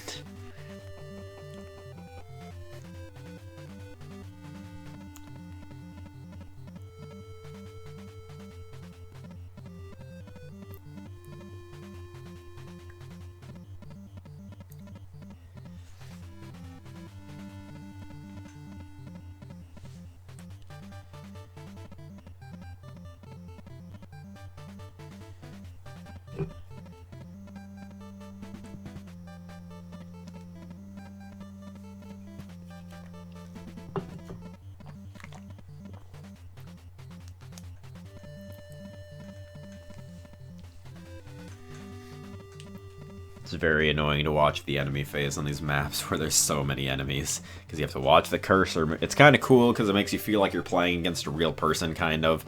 Like, it gives that kind of feel, but there's a reason why it's not in any other Fire Emblem games. It's so slow. Well, to be fair, like, other Fire Emblem games usually have like a speed up button built in. Like, I realize there's like 2 times speed on this, but for the speedrun purposes, it's not really fair to use the switches 2 times speed to speed up any of the phases, because it would be basically like playing with an emulator with a speed up button going.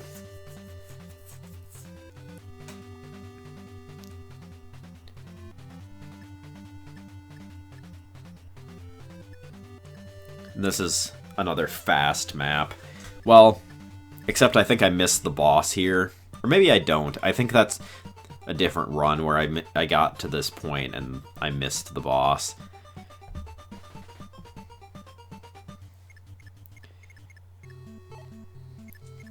But the next few maps are really fast up until like 16. But I have a really, really good map 13, and we'll see that. But this is where the game starts to kind of pick up. And then the mistakes start compiling on top of each other. Yeah, he does miss there. He hits the follow-up, though. I think he actually crits him on the enemy phase, though. Because I feel like I was able to end this map on turn 2, I think. I'm pretty sure he crits here. Or no, he just kills. I just can't count bars, apparently. And there's another strength upgrade.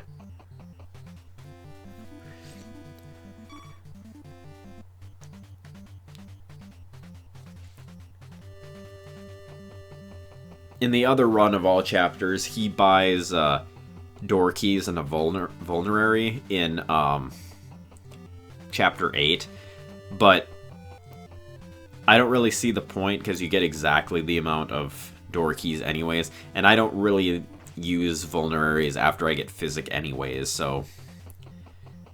And I mean, you could argue that it doesn't work sometimes, but the only times that I really died that weren't just completely stupid brain farts on my part were, like, due to RNG that a vulnerary would not have helped with. A vulnerary cannot stop me from missing 4 times in a row and dying to 2 crits.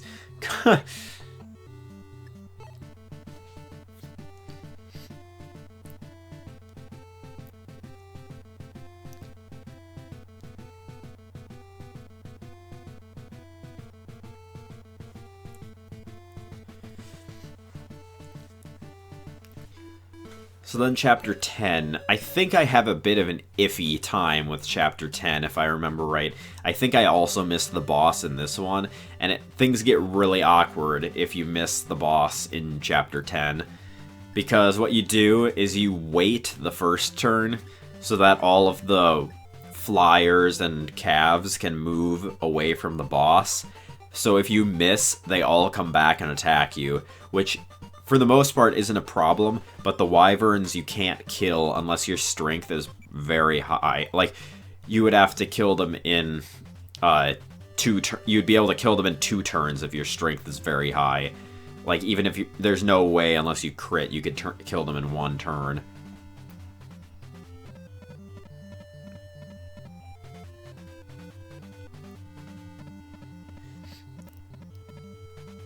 And what's kind of a problem here is also you don't just have to worry about the boss.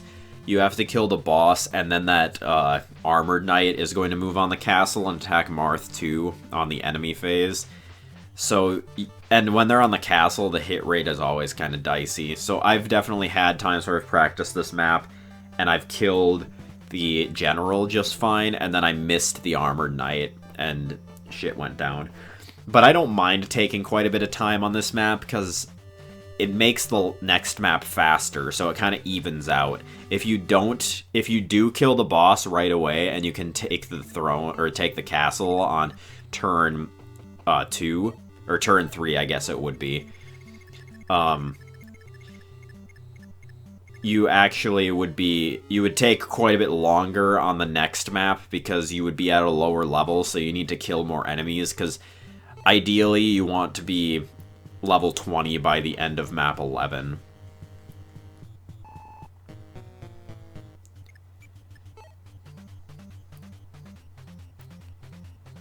Yeah, so he dodges that. Then I have to deal with the next turn, which, like I said, it really helps level you up because all these guys come and attack you, and for the most part, they just die. I don't think I even kill him here, if I remember. Yeah, he dodges again, and I only hit him once. But I kill everyone else just fine. That's because I have like 99% hit rate on everyone else.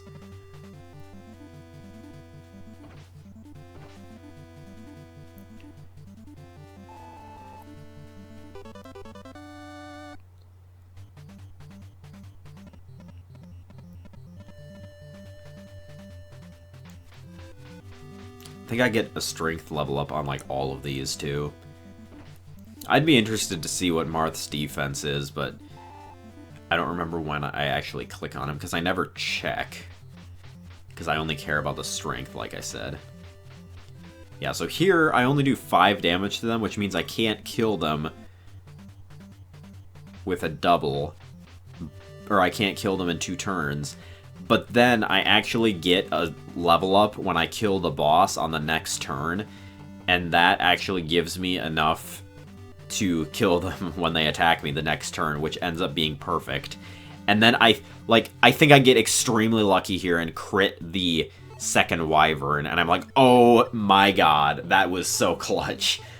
Like, I get so lucky here, because it could have lasted another turn too. But what happens here is I kill the general, and then on the enemy phase, the wyverns, the first one flies onto the or actually, I think what happens is that Cav, because I didn't level up from that, the Cav moves up from below and attacks me on the castle, and I level up from that, and then I get a strength up. So the wyverns fly onto the castle and attack me from there, and they die because I got that strength up here. And I'm really lucky I didn't miss any of these, because I could have easily had to take another turn on this map.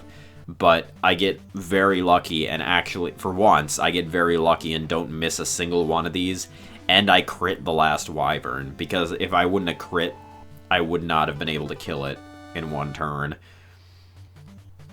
So yeah, now you can see I do enough damage perfectly to kill him, which I wouldn't have otherwise.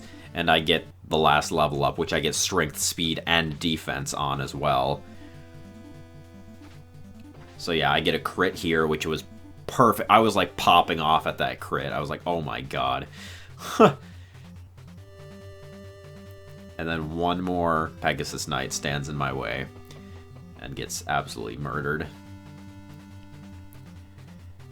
The reason that I move up and attack him from above is because if I don't do that, Minerva moves on to the castle, and she's a little tougher to kill, and I don't want to deal with that, so... Because then she just stops in front of Marth.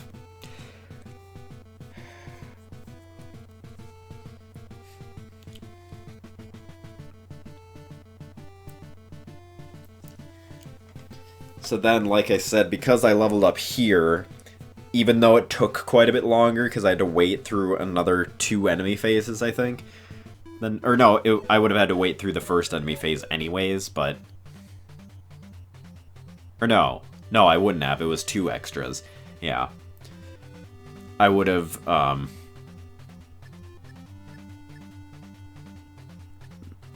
think it was actually just 1 extra. I don't know, I can't math right now, but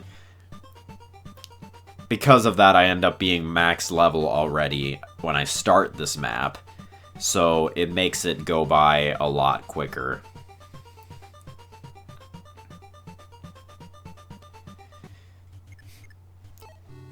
Because normally you'd get attacked by, like, everyone that's up here, and you'll see in a second.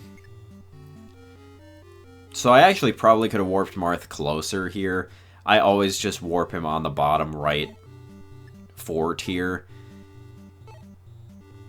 But I probably could have warped him, like, on the left. Or no, there's Never mind, there's people standing on all those. So here I just switch to the Silver Sword, and basically he kills everything he touches, and his defense is so high that most enemies don't even attack him. Which actually becomes a problem later, because when enemies can't do damage to you, sometimes they just move and stand next to you and get in your way. Which actually, I think, like, the horseman or something blocks the fort, so I can't get in later or something. Maybe it's not the horse. I know someone does. And here I just drop the steel sword, because I'm not going to use it again anyways. Because you want to use the power ring on this map.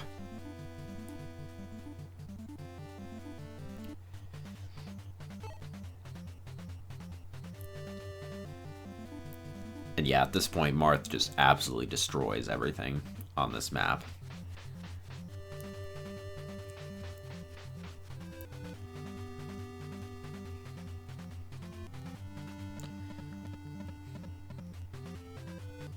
And yeah, this is what I'm talking about. They move next to you, but they don't actually attack you. I think it's actually one of those Pegasus Knights that moves onto the castle after I kill the boss, and it gives me problems. So here I just go up and kill the boss. And normally I would have been able to just end the map here, but someone decides to block it. Well, not end the map, I have to use the power ring too. And I also don't take into account the fact that the Pegasus Knight can fly. So I think one of them flies down and attacks everyone. But... or he attacks Julian, and I'm like, oh shit. But it ends up being fine. I just have to... it takes, like... it wastes a bunch of time, but I end up having to attack him with, like, a bunch of different people to actually bring him down, because everyone back there is so underleveled. And the fact that he has a javelin, too, I think he almost kills Merrick, because I don't pay attention to that. That he can actually attack from a distance. I think he actually misses this, yeah. Jagged misses, like, an 85-ish%. I think, yeah, I consider using Wendell there, and then I remember that the Pegasus Knight has a javelin.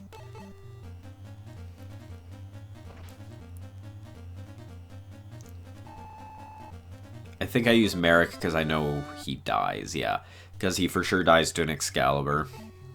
He has less than 13 health left.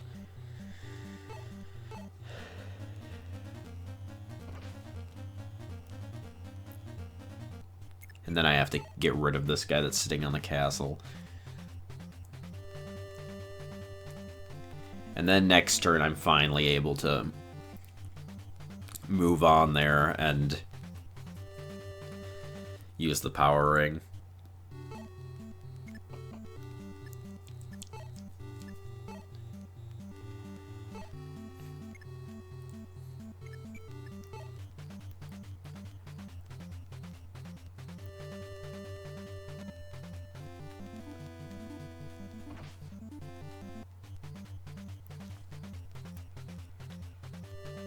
I think, like, the next map I'm able to check what Marth's stats are.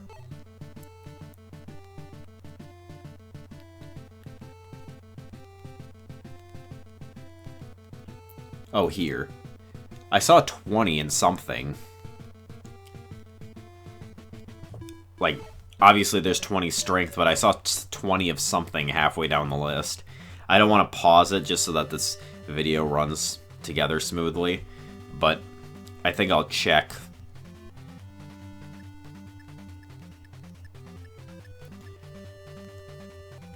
Like, after the video's done, just because I'm curious. Because I know he had 20 and something that unless it says his level in that list. That's possible too.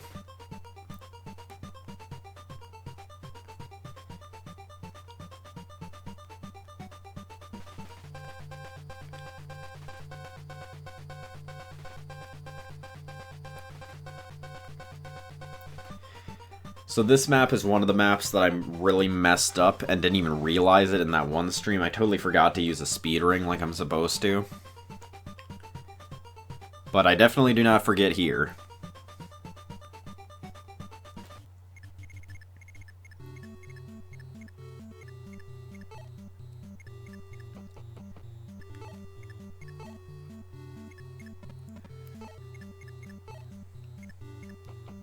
So basically here, I don't care if Thomas dies, so I just move him there, and he does die pretty much every time, unless you get pretty lucky. I mean, you don't really use him anyways, so could you really call it that, lucky? Like, he's not really that useful anyways, so just put him on the outside and keep the 2 important units on the inside. Because you use Medea on the next map, and you use Boa to kill Garnif, because he has the perfect amount of speed at base to kill the Garnif, or to double Garnif, I mean.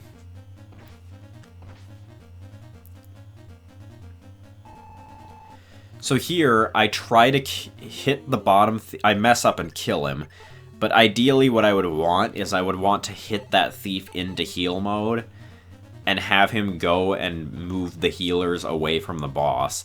Because there's no forts, the heal mode enemies will draw the healers to them. So then it would make the map be able to end like 1 turn sooner.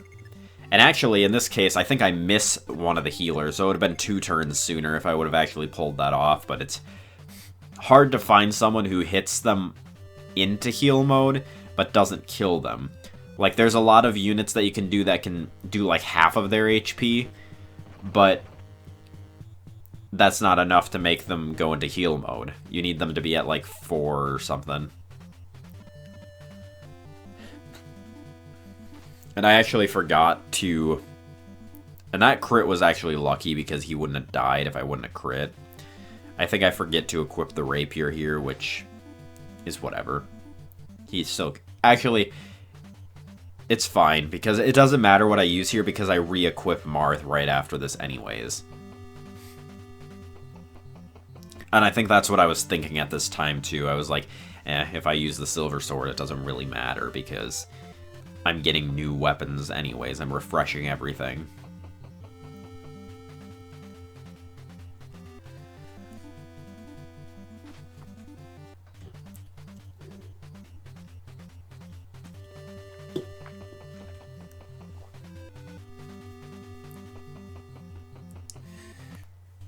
I finished my drink that I've been working on, so I think I'm gonna go grab one. I will BRB.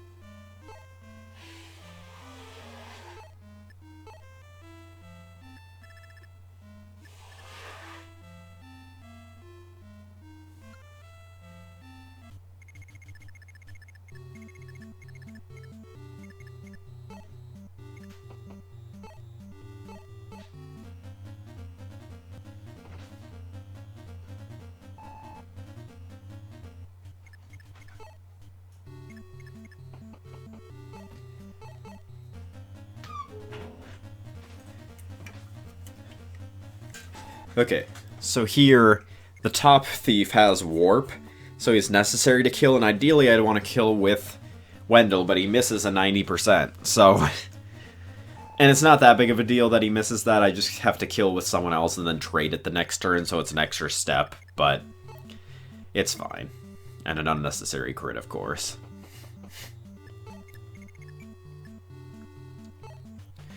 It doesn't really matter who you kill him with, as long as you kill him with someone with an empty inventory slot so you don't accidentally store it in the convoy or something. And speaking of convoy, I believe I was gone when it happened, but I store everything but the door key and, well, just the door key, yeah. And then I pull the speed ring out of the convoy so that I can use it on the next turn.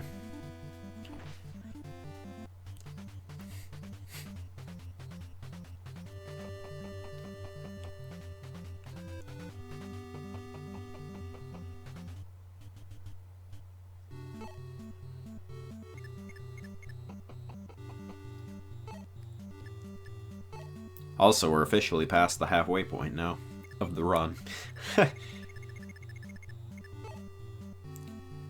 Why did I not use the boots? I think I just did this in the wrong... Normally I would use the boots when I'm standing on the convoy, but then... And I was kind of like frantically like, oh shoot, I messed up. But then I realized it doesn't matter what order I do things as long as I do them.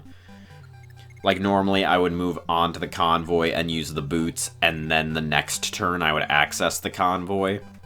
But instead I just save the boots until I move on to the shop the next turn, and then I think I use the speed ring next turn, and then go in the shop.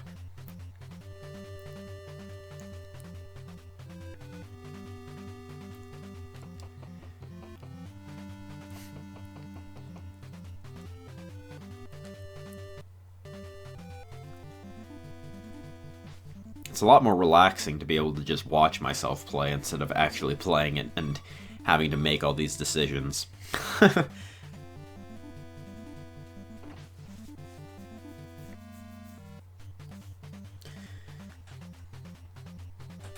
Yeah, sadly, Thomas dies on this turn.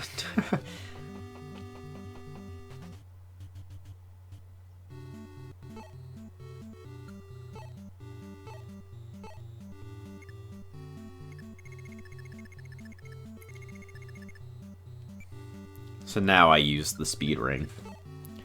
I should have checked the stats there, I wasn't looking. I think I'll get another chance on the next turn because I'll have to click on him twice to use the shop. I move my mages out in front just to be able to kind of protect against enemies with 2 range weapons here.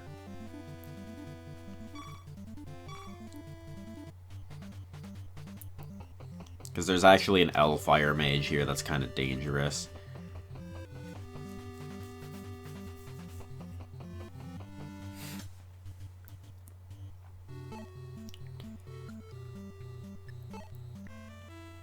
I think someone either dies here or gets very close to it, like to one of the mages, if I remember correctly. I guess I click through it so fast I don't get the chance to actually see the stats. So here I buy a rapier, a Levin sword, and a silver sword. I only buy the Levin sword because it could be helpful in chapter... Well, the chapter after this, if things end up getting kind of dicey. But I actually have an extremely lucky and really good chapter 13. I think I ended in like 3 or 4 turns, which is not typical.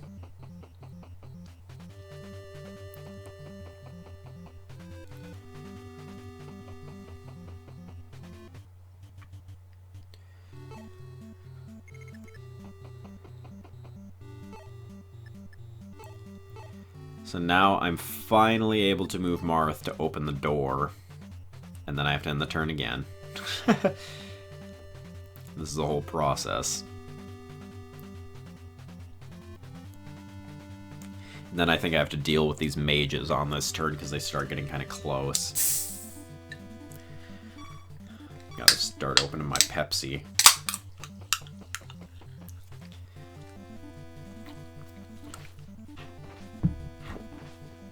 Normally when I'm at my apartment, I get Coke products, but my parents prefer Pepsi products, so I gotta deal with it.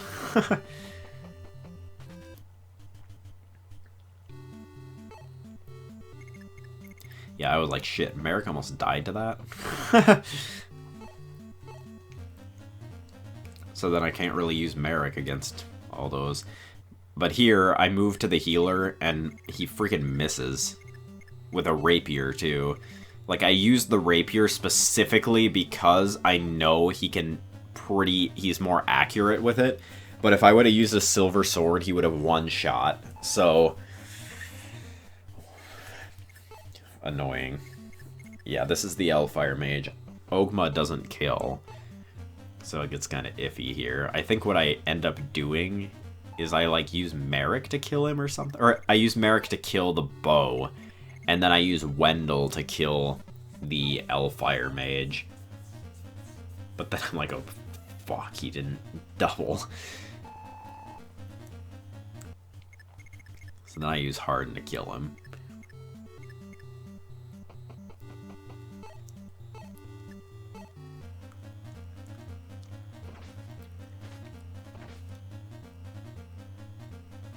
And yeah, Wendell is able to kill the Elfire Mage. Because I know he's faster and can pretty easily double, probably. Because Elfire is quite a bit heavier. Well, I don't know how heavy it is. I don't know if it's quite a bit heavier, but I know it's heavier than Thunder. And then I kill this Mage with Navarre pretty easily. Or do I? Yeah.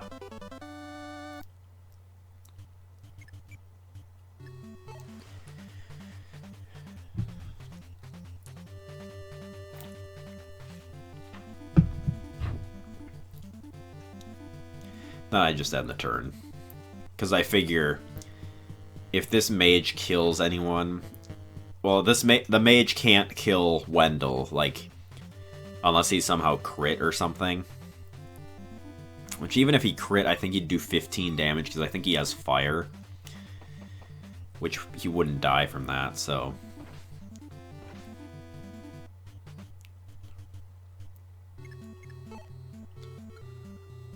Yeah, he goes for Harden.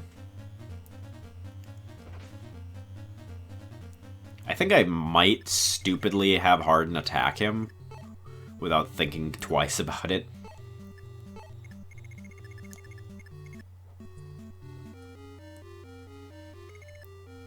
And then he dies or something. No, I don't. Oh, I physic Marth here, I guess. Because I figure if he gets hit by that bishop, it's kind of gonna be iffy, so I needed to physic him there. I guess I used Navarre to kill the Mage just because I know he won't get doubled, and he does quite a bit of damage too.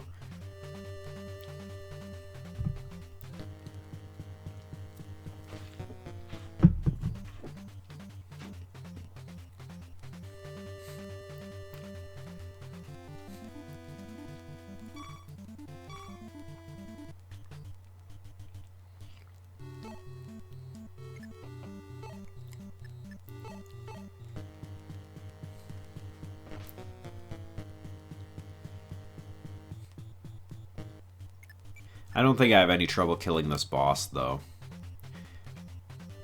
Yeah, because he does have... Yeah, he kills in one hit, and he has a 99% chance of hitting. So then it's just as simple as standing on the throne.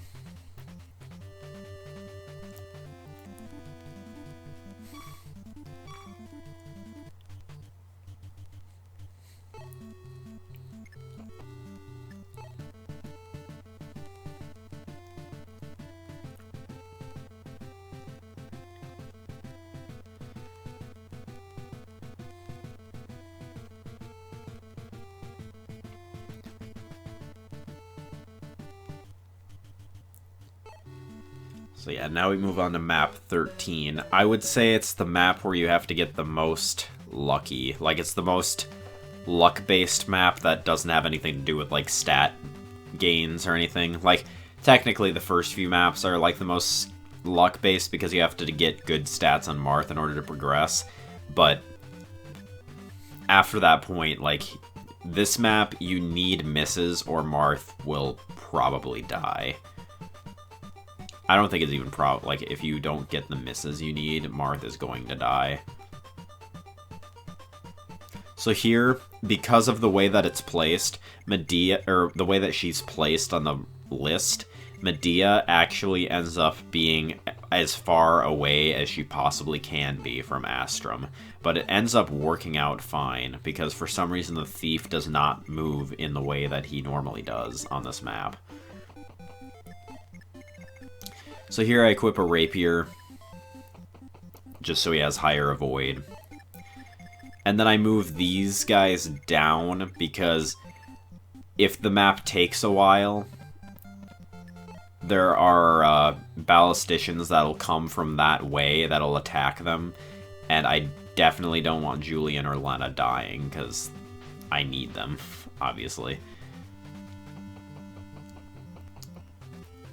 Basically, the goal of this map, you want to recruit Astrum, because Astrum has a Worm Slayer that you can give to Zane, and a Silver Sword that you can give to Zane. So basically, he serves as Zane's equipment. He gives Zane his equipment.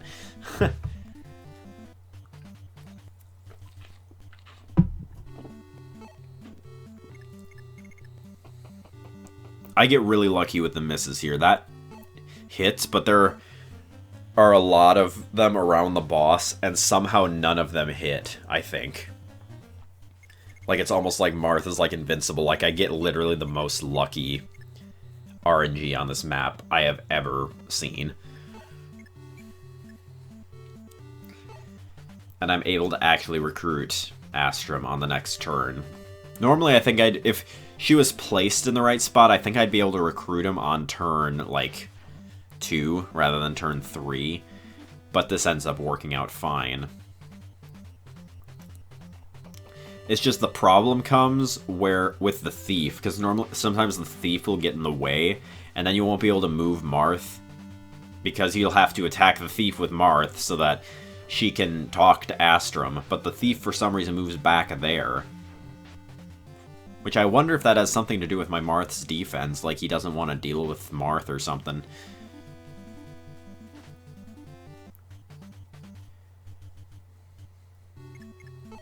Which, there's actually a second thief that stands right above the boss that normally will move onto the castle if you kill the boss too early, which has happened to me whenever I've tried to end this map early.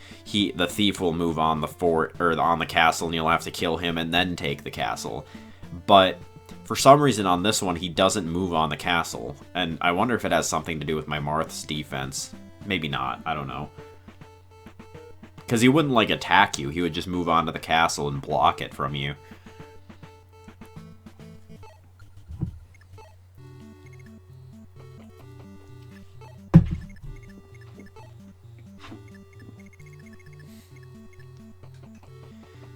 But yeah, I'm pretty sure because I have the boots, and it honestly surprises me because it seems like a long ways, but Marth is able to actually reach the boss on this turn. And kill. And then, because no one takes his place on the throne, I'm able to just win on the next turn. Like, I could not ask for a better run of this map. And I only move them up there because I figure it's going to take another turn, so I try to block them from being able to move down anywhere. But then it ends up not taking another turn, so it's kind of a waste. As a matter of fact, it just gets them hit, that's all it does.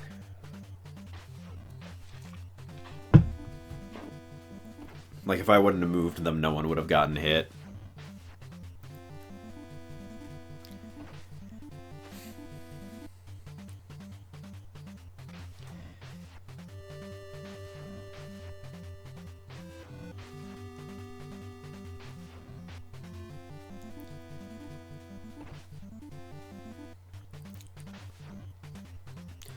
But then here is where you have to get lucky. Because, well, not right here. Apparently they're going to attack Medea first.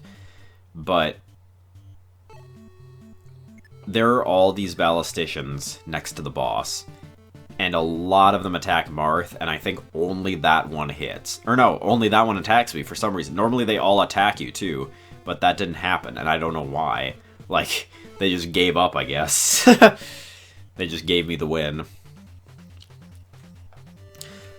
So then the next couple maps are pretty quick maps too, if I remember correctly. I mean, I don't remember the maps really well, so they must be. Yeah, this one is a warp skip. You do have to move someone, though, because one of your units will spawn right in front of an armored knight with a javelin, and I think in this case it happens to be Julian that ends up on that space. So I move him back, and I think I move Lena back too, because they're both standing in range of a javelin.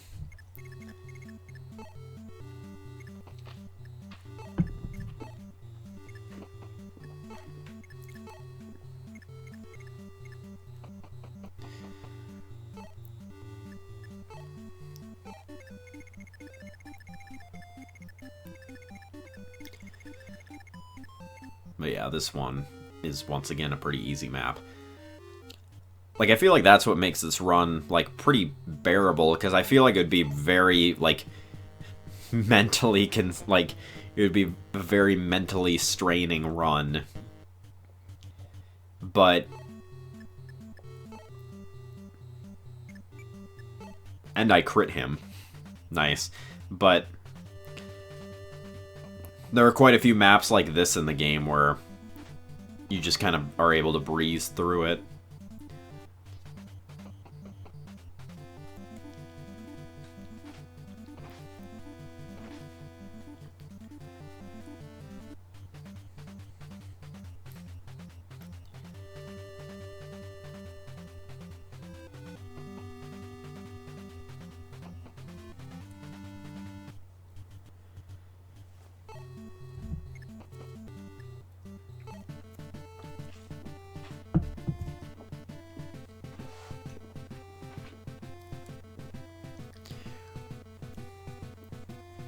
And at this point, the run is going really smoothly. Like, I had that one mess up in map 6, but other than that, it's been pretty flawless. And then we have the crap start to go down in map 16, and from then on, there's quite a few mess-ups. Even though that one isn't necessarily my fault, but you'll see. It is not good.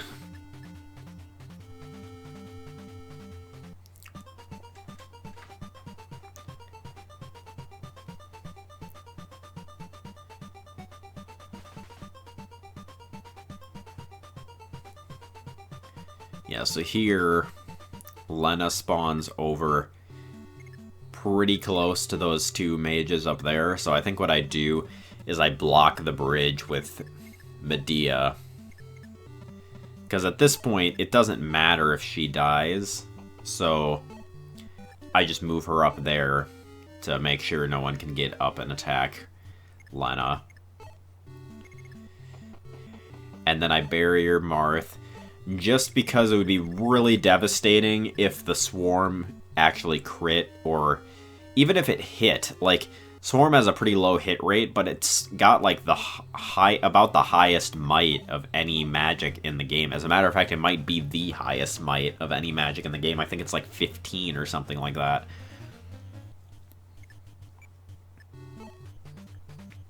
But I don't think I have I don't think he actually hits me. Or I think I miss. No, I don't. Never mind.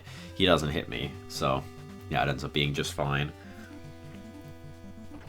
But I definitely see why using Barrier makes it a lot more safe. Like, I didn't think it was necessary, and then I had the run a couple days ago where I almost died on that map, and using Barrier ended up...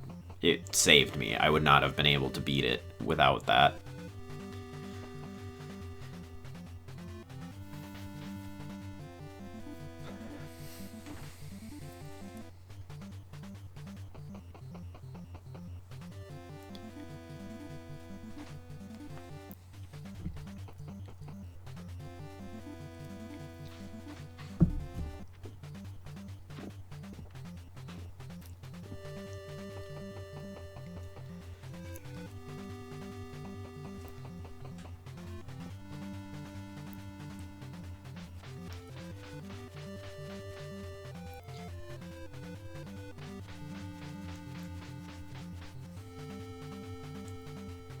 This next map is crazy, though.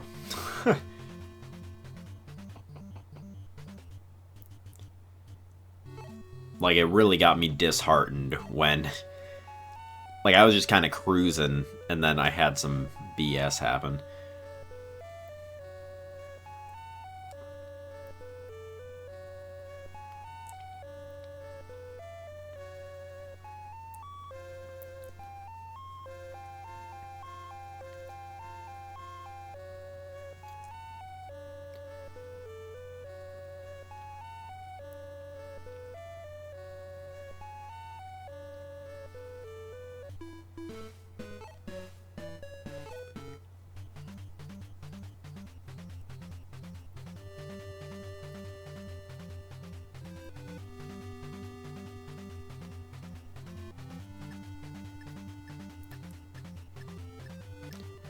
So yeah, at this point, I don't realize that their order on the actual like, selection screen determines where they stand. And it makes Julian stand literally as far as he possibly could be away from the door. So it makes this map take way longer than it should, and the reinforcements even start appearing. It takes me so long. Because it takes me like 3 or 4 turns just to get him to the door.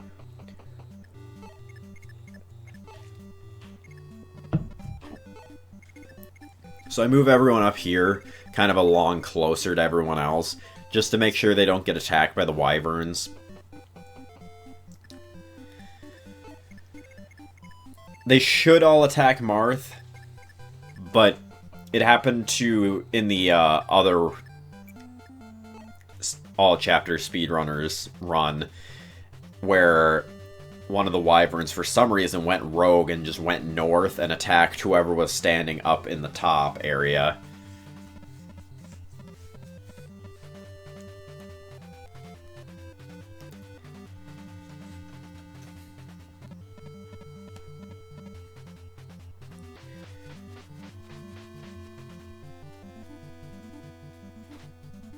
I think I'm gonna run to the bathroom during this enemy phase so I don't have to hold it for too long.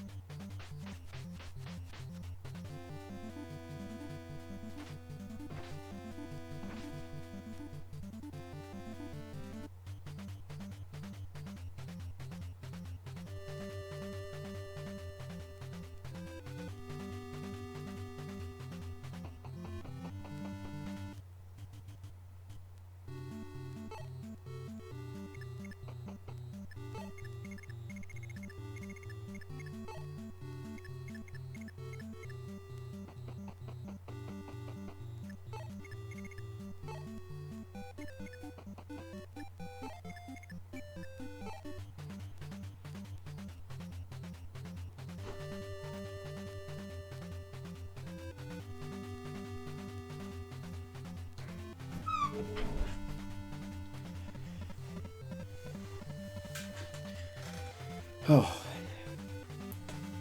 Okay, so Julian still can't even reach the door at this point. Like, it takes him another turn to actually reach the door. And I wish I would have known, like, well, and I don't know where I, like, need to place him on the list to make him closest, but I wish I would have known that before I started this map. I'm glad I figured it out at the end, though, because if I wouldn't have, I would have been screwed.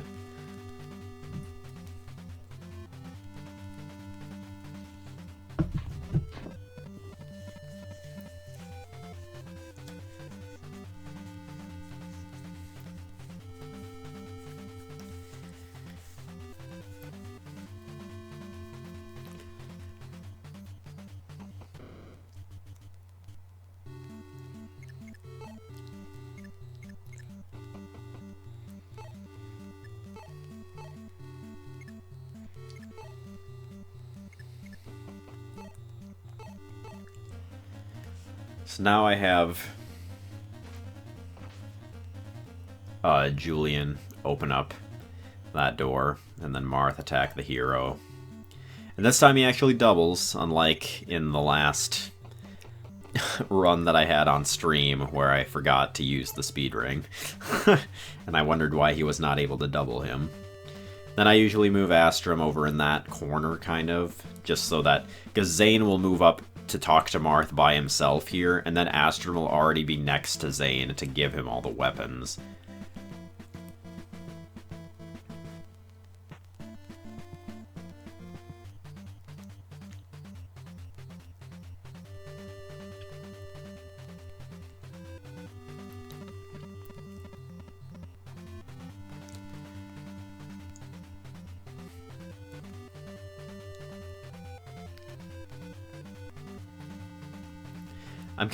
It kind of surprises me that hero doesn't come up and attack Zane when he does that, because I mean, I guess maybe he's programmed not to, because it would make Zane really tough to recruit, because he would come up and talk to Marth on the enemy phase, and then you would just be powerless to just watch him die.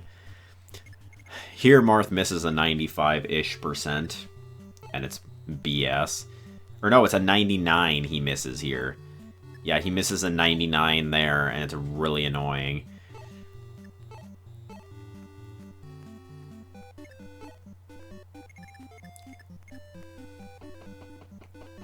And I put, like, a decent amount of, like, effort into making sure they can't get hit by him, or that to try to make sure he'll get hit by, or that he'll attack Marth. But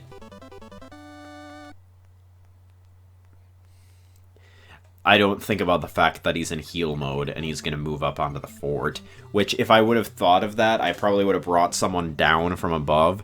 But at this point, the closest person is Wendell, and I actually take a huge risk on the next turn and attack him with Wendell. Because if Wendell missed, like, his attack, then he would be wide open and would just get killed. Which I guess, then I would have had to reset faster, so it would have been better.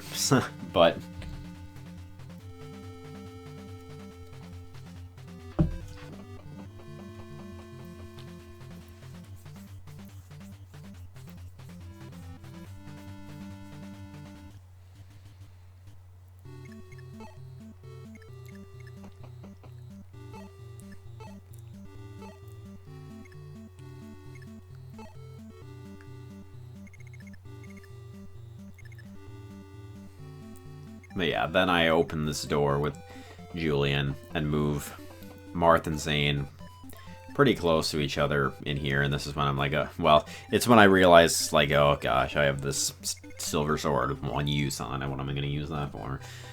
Then I just equip a rapier, just in case they happen to be able to reach me. I didn't think they could, but just in case I did that.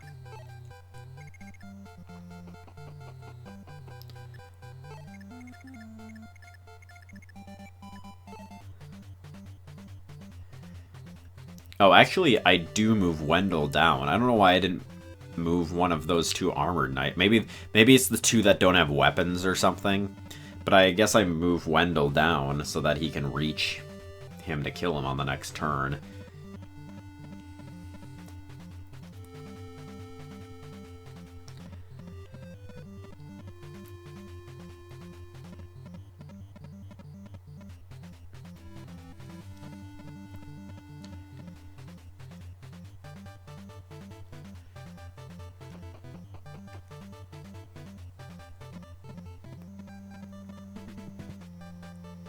This was a really bad map to lose on to because it's a really slow map. It's one of the slowest in the game because the enemy phase is so long too.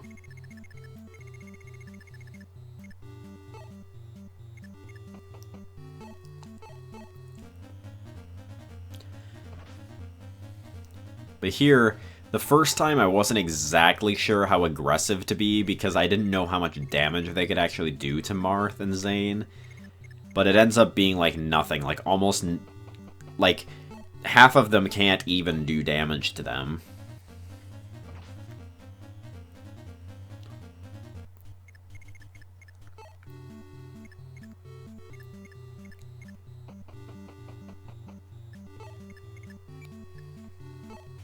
So I straight up attack that one with Marth.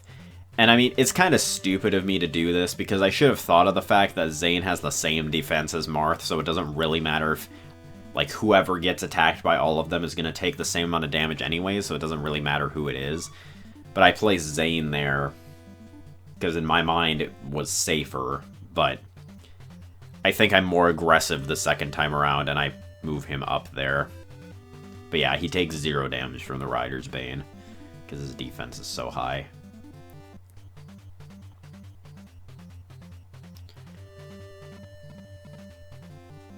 I don't think the horsemen even move down towards me because they know they can't hurt him.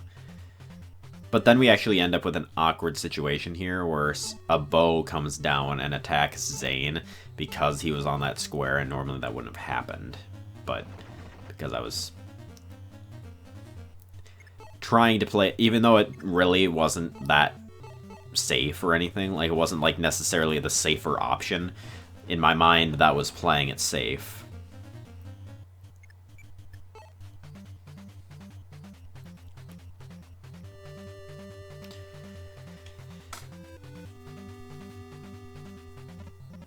But yeah, just this one issue alone, and this one wasn't my fault, like it was RNG, but just this one reset alone cost me like a lot of time. Like I'm looking at the clock right now and I'm like, oh my god.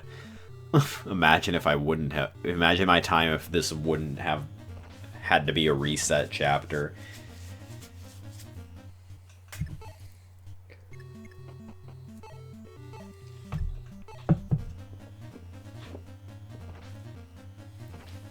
And the fact that I died at the very end, so I had to do, like, the entire... Like, the other things that I messed up weren't, like, on the boss of a map. Like, I didn't... Well, one of them was, but... You'll see. But...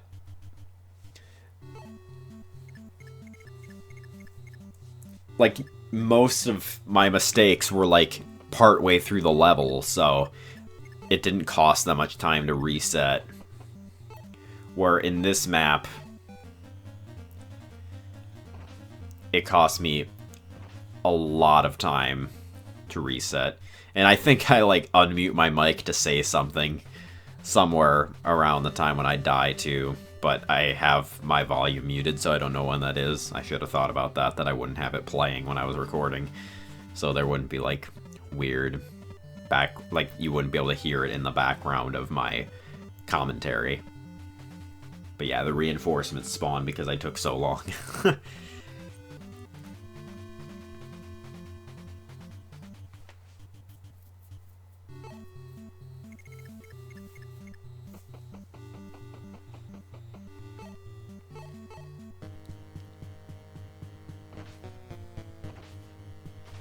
And this is where the BS happens. So I move him up to attack the boss. Normally be 2 rapier hits, and then enemy phase, and he's done. Or actually, I think he just dies in 2 hits, straight up. Then I just end the turn. I forget to check my health, which I should have here. But then Marth misses both of those. And now more reinforcements spawn that I have to watch. Or no, they didn't spawn, but yeah, you know what I mean. You have to watch the reinforcements on this enemy phase too.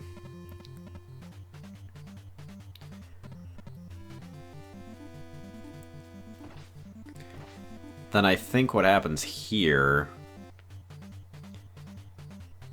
is I end up physicking Marth because I'm like, okay, he's dead to a crit. So I physic Marth, and I think I actually wait. Or maybe I attack. I don't remember what I do.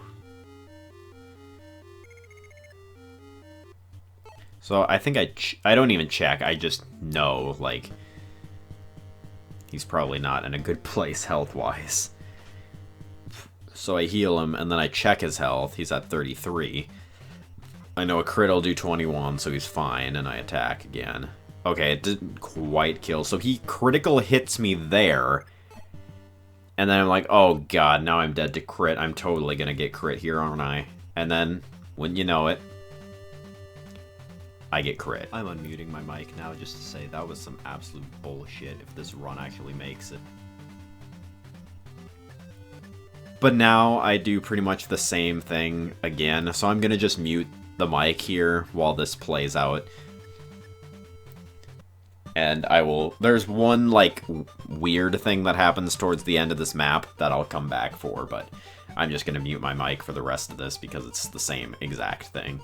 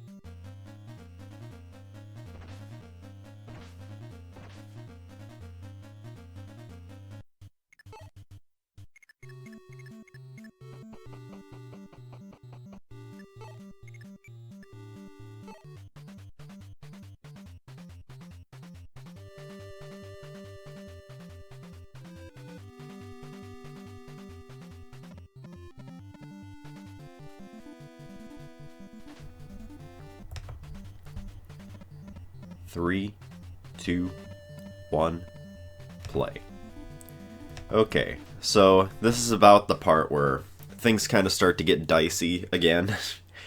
What happens is I honestly don't pay attention that much to how long Zane has until he runs out of his transformation or whatever, but as you can see, he runs out right there, and I'm like, oh god.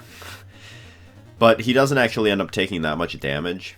And those horsemen actually block Marth from being able to make it to the boss in the next turn as well, which is really annoying. And luckily he got a critical hit there, but he also missed a 99% there. And if he wouldn't have gotten that critical hit, it would have taken even longer.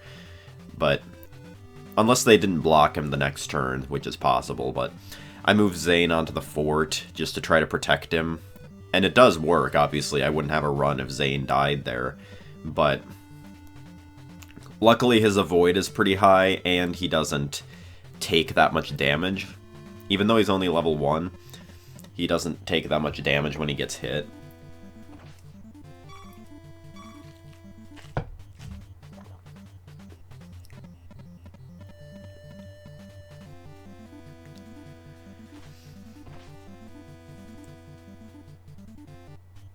Yeah, and he doubles them because he's so quick. And the fact that he has an iron sword equipped helps too.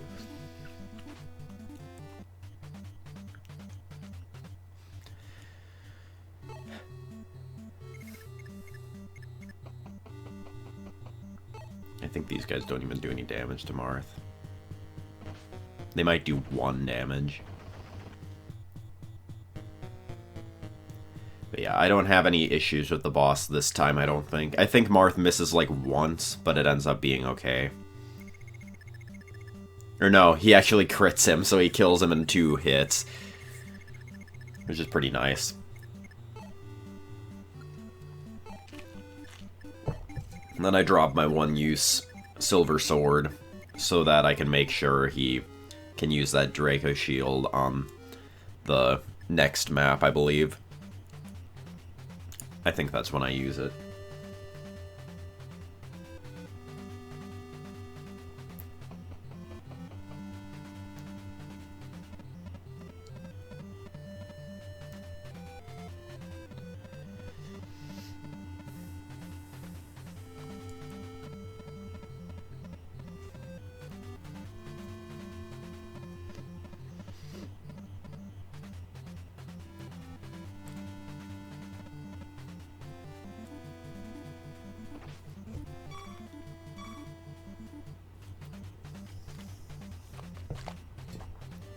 We gotta watch all the reinforcements move.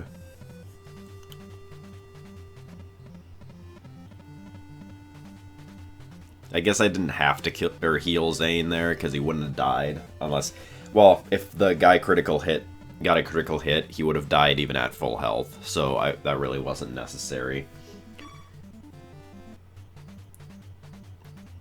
But whatever.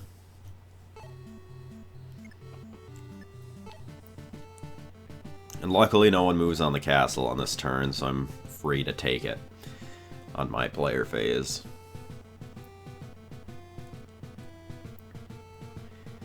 Then once again we have a couple quick maps. The next map is the one where I forgot to get warp. There's a third warp in a chest in this map, and I totally forgot to grab it when I was when I did the stream a couple days ago.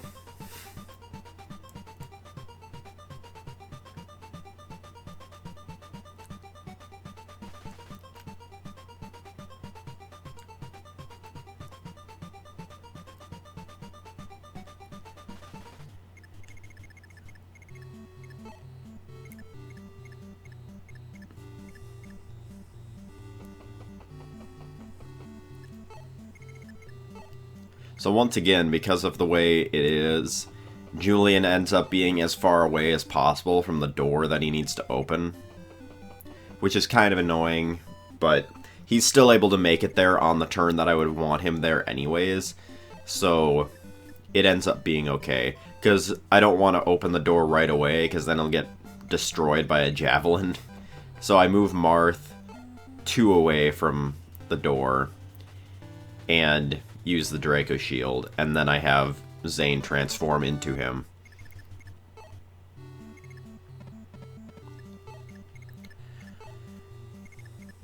Then I believe what I do is I move Merrick in range of the bow at the top, because there's a bow up there behind those 2 healers, and I move Merrick up there so that the bow will attack him and he can counter and hopefully kill him.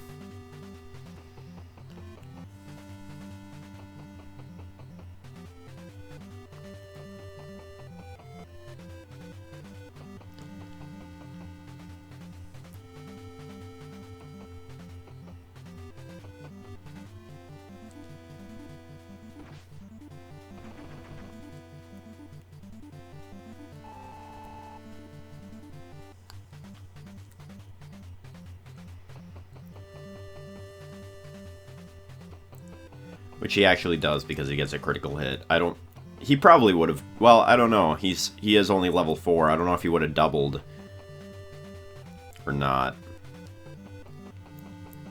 But the silver bow is pretty heavy, so.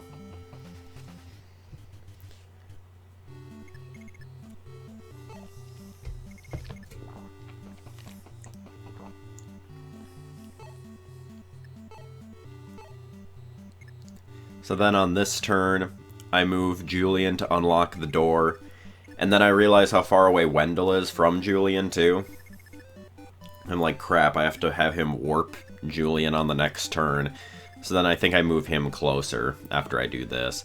I move Zane up to kill, well, I guess I move Marth up first. I try to see if Marth can reach the throne, but he can't. He's 1 space away from being able to reach it if I were to have Zane kill the boss right now. So I don't do that, I just go and kill the Armored Knights. Or I think I killed that one and then moved Zane in front of him, or... No, I just killed that one, I guess, too.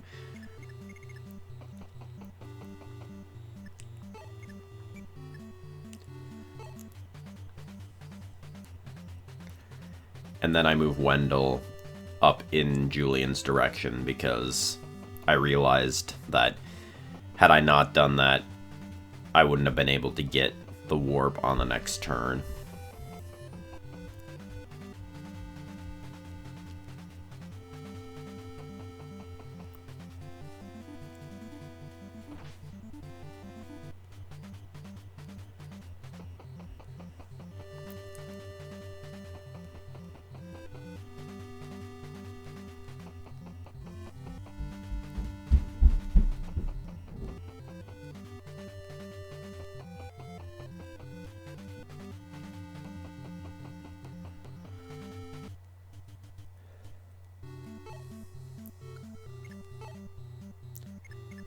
So then this next turn is pretty simple, but as you saw from the stream a couple days ago, it's pretty easy to just be like, oh, I can beat the map right now, and then go and move Marth and beat the map. But I still need to grab the last warp from one of the chests in the bottom. And here I was like, please don't miss, please don't miss, please don't miss. Because at this point, I was very aware that I was getting very unlucky with misses. So every time I saw any sliver of, like, any sliver of possibility to miss, I was like, oh my god, it's totally going to happen here.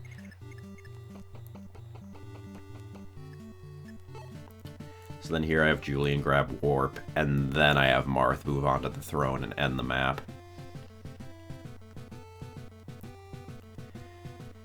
And then I actually mess up this next map.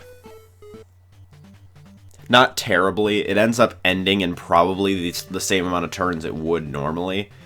Because normally if you kill the boss, someone else will just take his place. And I don't end up killing the boss because I equip the wrong weapon. Or I buy them in the wrong order, I think. Or I grab them from the convoy in the wrong order, because on this map what you do is you go in the convoy with Marth and replace all of his weapons, so that he has weapons that are actually at full durability. And then I warp him behind the boss, so that the boss will attack him on the enemy phase. But what I do is well, what happens is I actually already have a steel or a silver sword at full durability, so I don't store it, which means that the silver sword is going to be at the top of my inventory.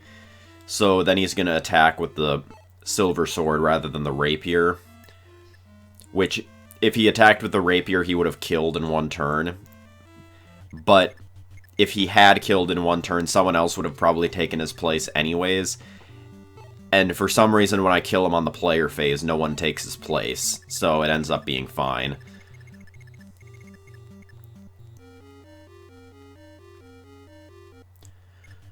And I make sure I get a door key for the next chapter.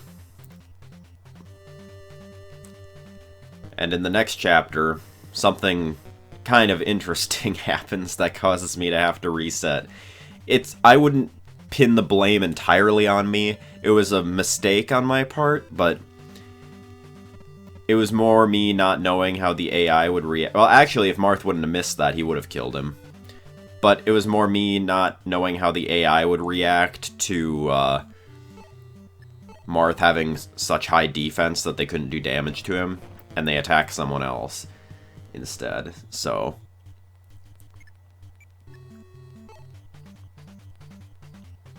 It was partly on me for not being more careful. Also a little bit of a late crit, Marth.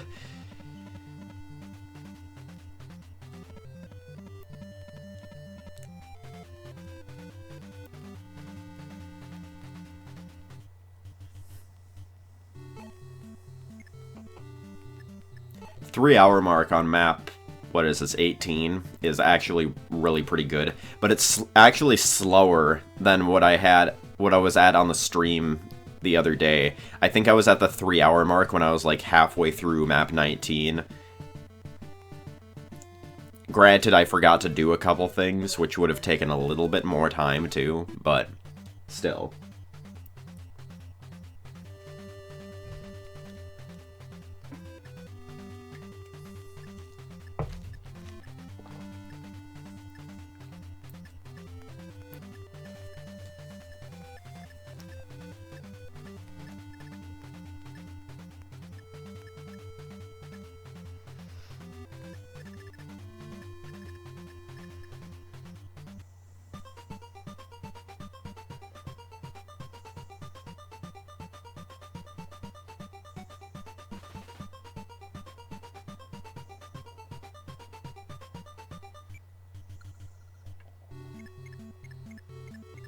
I'd say this map is the last major roadblock of the, well, the last map that you could reset on.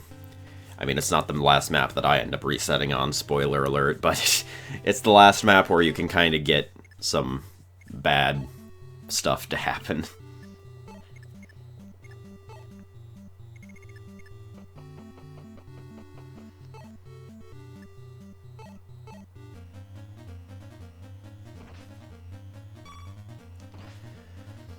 So what I do is I move Marth on top of this mercenary and attack him. And this was what I think when I realized I forgot to use the speed ring, because all of these guys doubled me when I was playing on that stream a couple days ago. Then I move Wendell as far up as he can go, because I need him to take the warp from Julian on this turn, or not on this turn, but in this map, because it's the most convenient spot.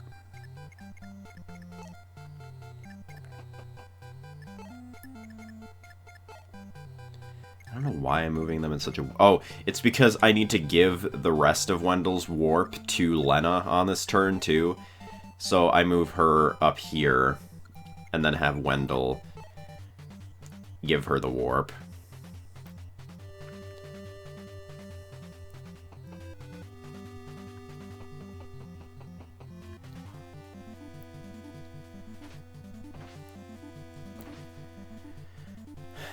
But luckily, well, not luckily, that mercenary realizes he can't do damage to Marth, so he attacks someone else here, and it's not good. But luckily it's early on. Yeah, he goes and attacks Lena. And I'm like, God damn it. But it's fine. Honestly, I was like reading my notes at that point because I didn't expect to... I had not played these maps before, like on a speedrun, I'll have you know. I had taken notes on them, but I hadn't actually played them yet. So I was reading my notes and I look up and Lena's dead. So I'm like, oh my god, what the hell?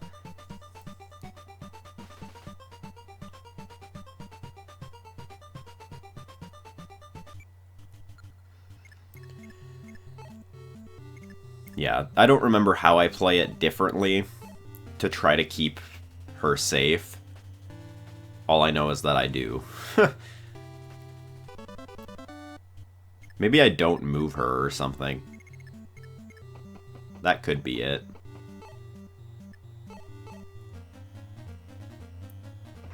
Or I think what I do is I like move them the same way, but I put someone like in front, like blocking her so that that mercenary can't reach her or something. And then I think when I block her, he attacks Marth anyways for some reason. I don't know why, but the AI is weird.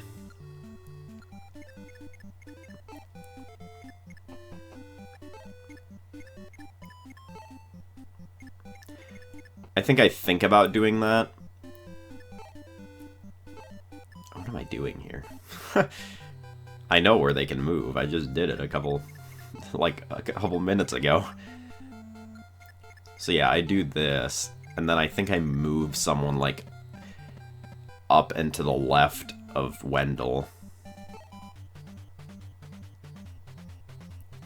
I try to see where Dolph can move, because I don't care if he dies, but then I'm like, Harden, go up there and block. Because then I realize if Harden doesn't die here, then I can use him. There's a Seraph Robe in one of the chests. I can use him to bring the Seraph Robe up to Marth.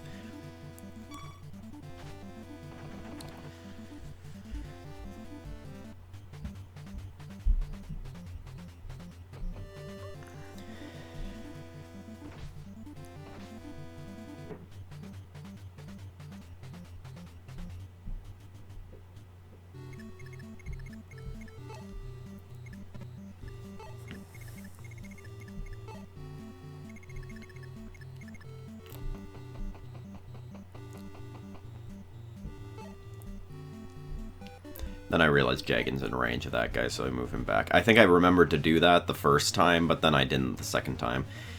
So I move this guy, this guy. I move Marth to go and attack the hero. And you want to attack him from that square, because if you attack him from the right, there's a mage in the top that has strong magic that will attack you. And you can totally avoid that by just attacking him from below.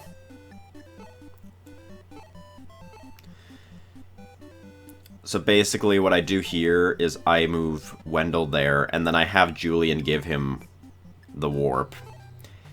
And then the next turn I have him open that chest, or open that door. Which, when I did this in practice, this map I did practice once. Julian got crit by that bow. So I was like, okay, if Julian gets crit by this bow here, I'm just done. I can't afford to reset again. Especially not on this map. But obviously he doesn't get crit, luckily. So here I have Marth open this door.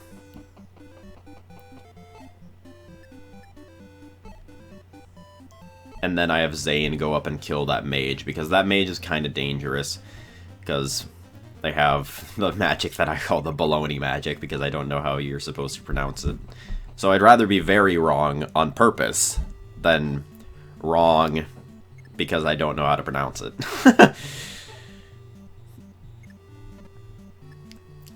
So yeah, then I have Julian open this door, because in this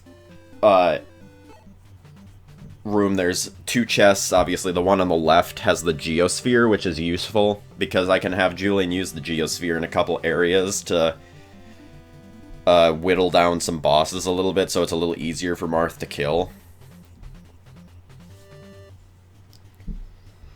And the right one has a Seraph Robe that I can give to Marth to put him at max health. But yeah, he didn't crit, luckily. And that's pretty much the only danger left in this map. Although I think Julian drops his transform once here or something. And I have to bring him back to transform him back into Marth, but it doesn't end up being that big of a problem. I think it wastes like one turn or something, but it's fine because I end up winning anyways.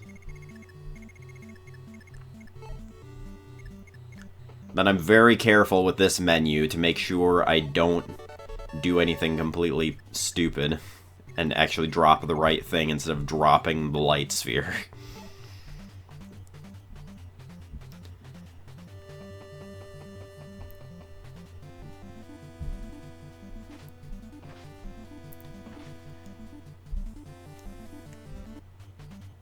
So yeah, from here on out, the map is pretty easy. Like, it's just getting up to the top that's the problem. Once you're up there, these enemies aren't that dangerous. There's an Lfire Mage, but I think Marth ends up dodging them. And I don't think Lfire doesn't have that much might. I think it's like 9 question mark-ish? Maybe it's like 12. But no, the other fire magic is like 12. I don't know what Lfire does. I think it's like 9, I want to say. Not positive on that. But yeah, Zane drops his transform here, I think. But it doesn't really matter because I just need to move Marth. I need to move Marth up there anyways. It's just normally I would have used Zane to attack the Lvl Mage. And you can see me for a second there, I'm like, oh shit, and then I realized it's not that big of a deal. But at this point, I'd never had this happen before, so I wasn't positive that Zane could transform twice in one map, but obviously he can, and it ends up being fine, so.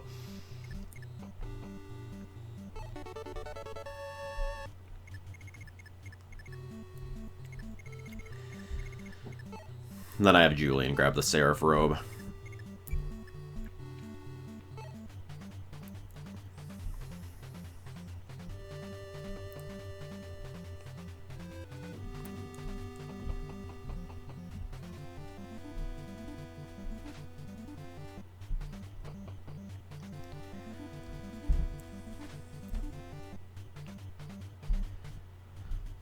And I think my defense is so high here that Tiki can't even do damage to me. Except I do end up getting blocked in, but I think what I do here is I have Marth kill the Lvl Mage, and then have Zane move and kill the boss.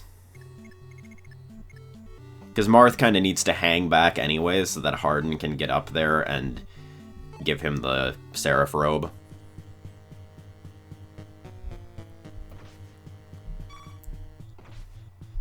But yeah, Tiki's no problem.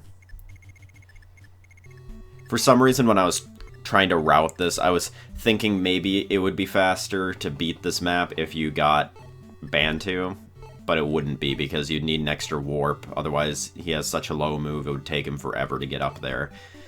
And Tiki's not the problem on this map. Like, she's literally like the lowest threat on the map. So yeah, there I give the Seraph Robe to Harden just so he can get, since he has higher move, he can get to Marth a little faster. Like, I think he can reach him on the next turn.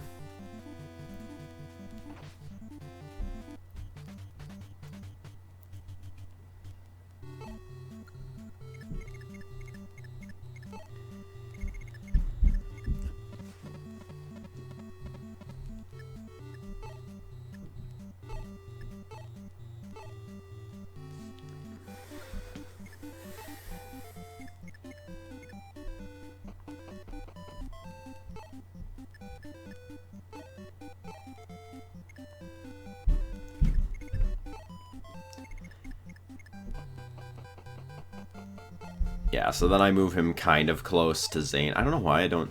Maybe he can't reach the throne from there. I think I just move him there, so then Zane can move over. Oh, he killed... I have him...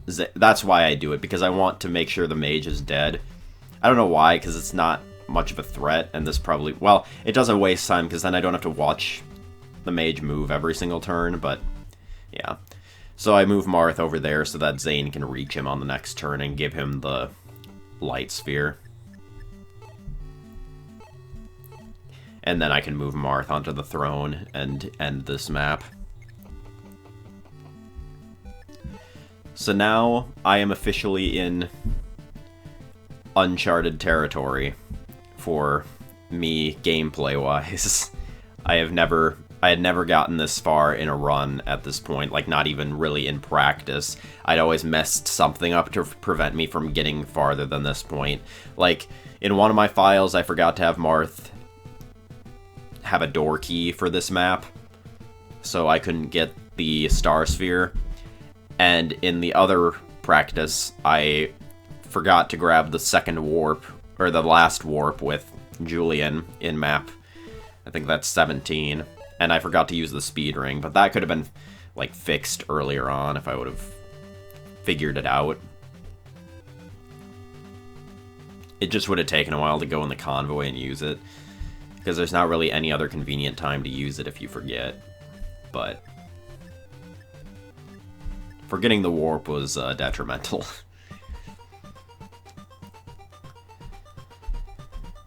So this map is essentially a warp skip map, but I use the Geosphere with Julian to whittle the boss down a little bit on health, just because he's pretty dangerous, to make sure that Marth can kill him in one turn.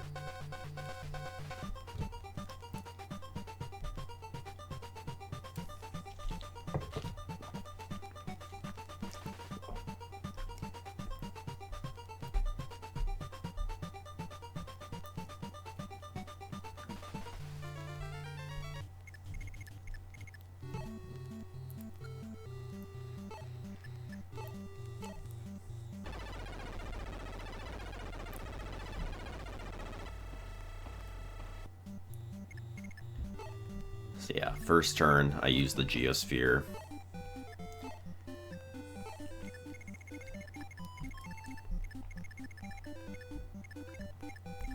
Then I warp Marth.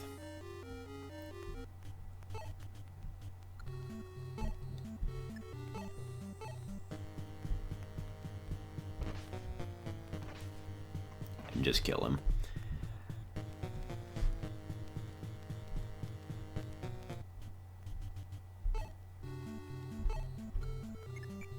And you can see there is a chance that Marth would miss this, and that would be really bad. Like, I would have to reset this map if Marth missed one of those, because if I took any longer, there would be so many enemies that could reach him. It would not be good.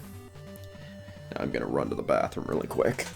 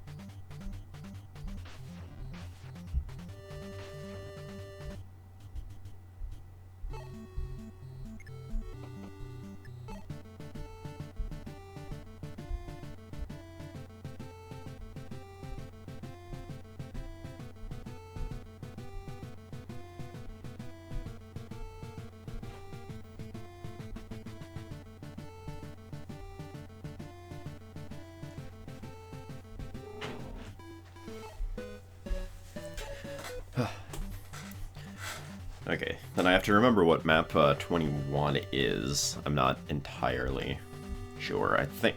Is this the one where you get Starlight, or is that the next map? No, it's this map.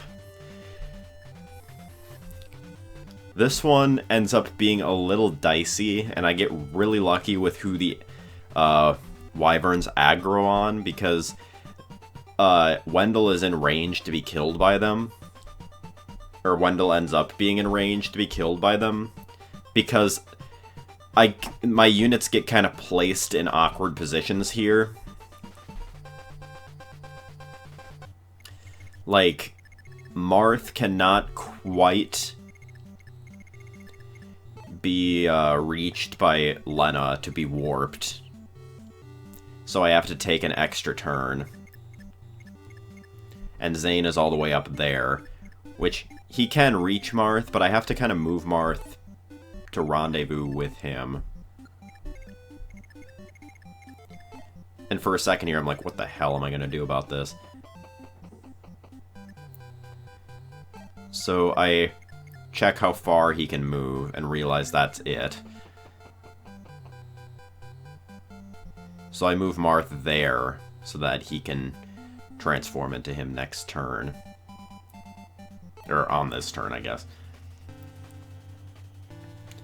Normally, what would happen on this map is you would transform Zane into Marth, and then wait. And then the next turn, you would warp Zane to the boss and kill the boss with Zane, and then just warp Marth onto the throne, or onto the castle, and end the map. But I have to take one more turn because Lena can't quite reach Marth on the second turn.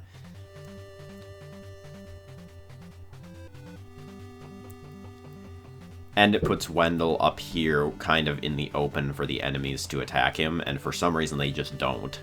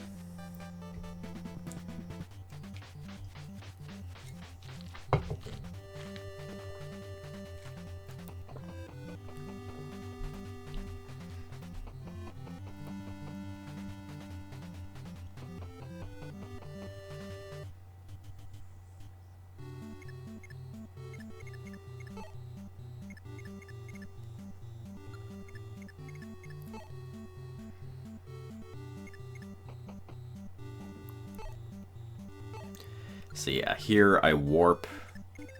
Well, I check Lena because I'm not sure if she can get there or not, and I realize she can't. So what I do, I believe, is I warp Zane up there. What am I doing? Oh, I use the Geosphere. That's right.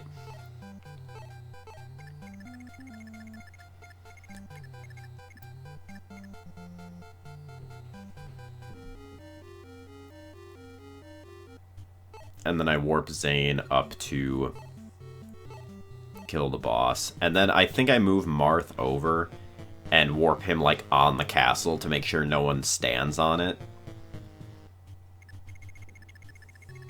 Like, I move Marth over so he's in range of Lena, and then I warp him up there.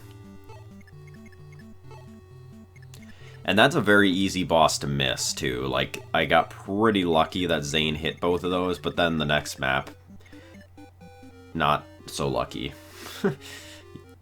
Or I think it's the next map, I'm not exactly sure. I know what, like, all of the last, like, 5 maps are, but I get the order confused. I'm pretty sure it's the map where you get Starlight that we have a few iffy things kind of go down. And here, yeah, I'm very worried that Wendell and Lena are going to get attacked and die. But for some reason, they just don't attack them.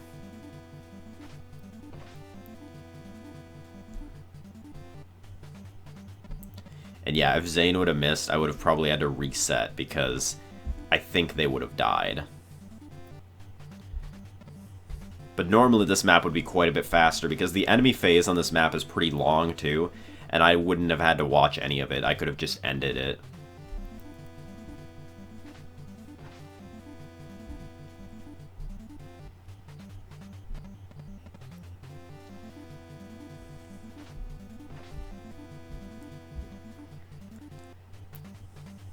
Like, probably about a good, like, 2 to 3 minutes of time save just from not having to watch this enemy phase.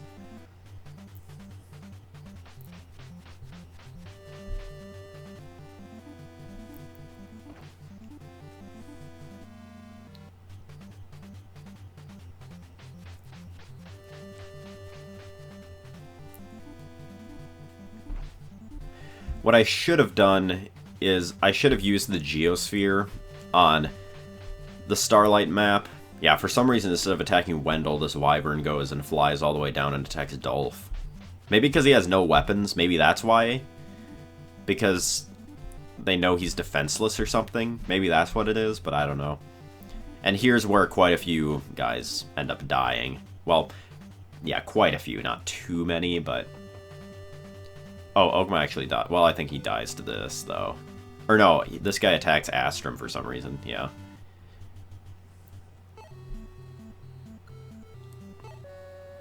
Never mind, I guess only one guy died.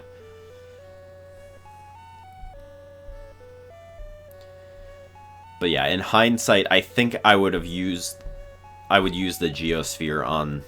Yeah, it is the next map. I would have used the Geosphere on this next map just to make it a little safer.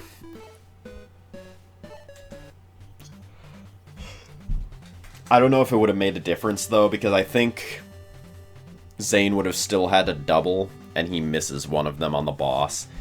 So...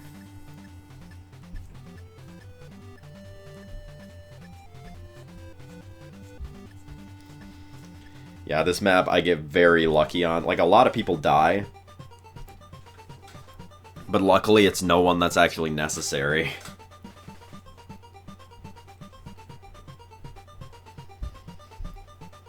I realized that I shouldn't have brought Boa. Because Boa almost ends up dying too.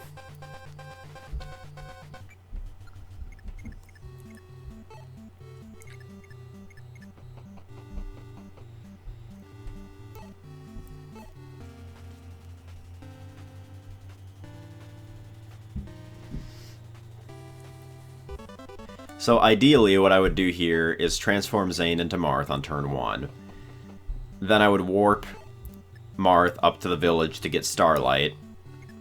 Then I would have Wendell move up and Marth move down so that they can kind of rendezvous in the center and warp Zane to kill the boss and then warp Marth on the throne and end the map. But for one, Wendell ends up being really far away from where he needs to be. Like, he's literally, like, in the bottom left corner, literally almost as far away as he possibly could be from where he... from, like, getting to Marth.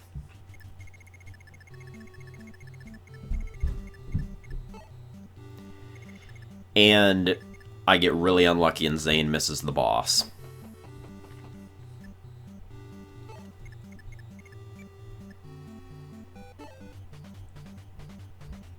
But, like, thinking about it now, the Geosphere would have been worth trying here, just because,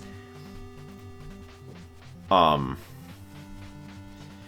don't need it in any other map, and if I would have thought about that, like, it's literally never going to be useful in any other map, because it wouldn't affect the final boss, I seriously doubt, and it wouldn't affect Garneth, I don't think. And the only other map where it could be used is the Manakete map, and I don't think it would be necessary in that map, because Marth kills that boss pretty easily. Although, maybe, I don't know. I'd have to watch. We'll see when we get there. I don't know. Maybe it would have been helpful to use there, too. This map also has a very long enemy phase. Well, really, all of the endgame maps have really long enemy phases that take like 2 to 3 minutes each.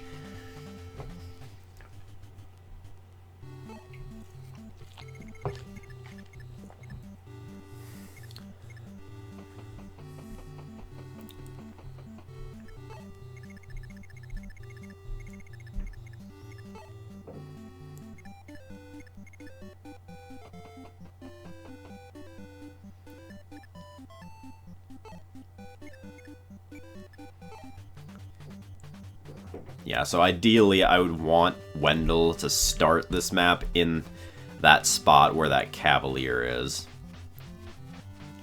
That would probably be the best, but... And it takes so long, I get slightly worried that Zane is going to lose his transformation, and I think he does, like, right when the map ends. But luckily it lasts just long enough for him to be able to hit the boss.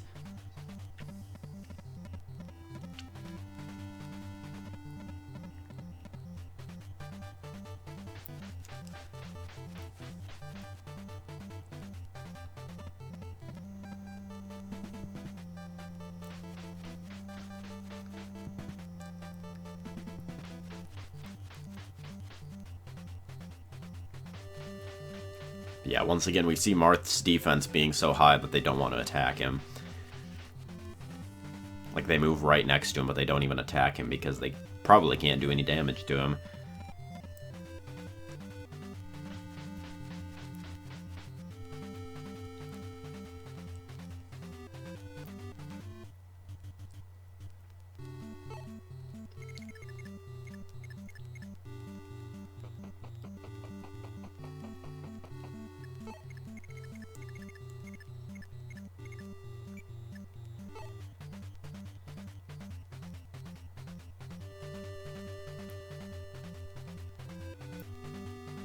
Yeah, I have to move Marth down, which means that I can't claim the castle on this turn, but I kind of need to, because if Zane ends up sitting there alone, he's just kind of a sitting duck. But then it doesn't end up mattering, because Zane ends up being stuck there anyways. Yeah, now these enemies are attacking because they have silver lances, but... they still can't hit Marth. And this is where I realize, oh god, if I don't end the map on this turn, Wendell is toast. Because all of the flying enemies are down there next to Marth.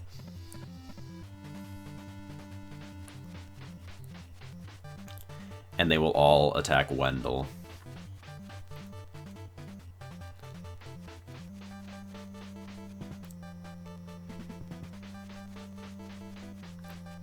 This is the one spot where I would say I get very lucky.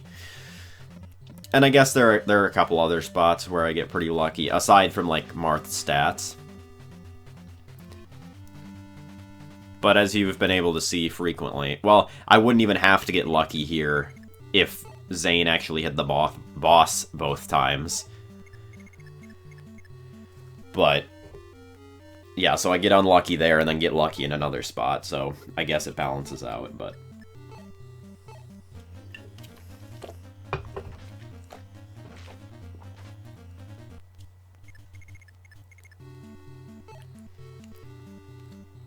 So yeah, I warp him here, and somehow he misses one of these, even though, look at how accurate he is. Like, he has like a 90% chance-ish to hit those, and he misses one. And here I'm like, oh god, what the hell am I gonna do here?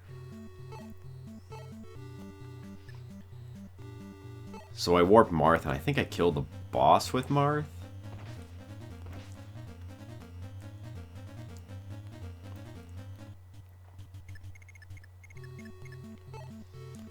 Yeah. I just get the kill on the boss with Marth. And then... I surround Wendell with, like, everyone. Like, I make a wall around him so that he hopefully doesn't end up getting attacked.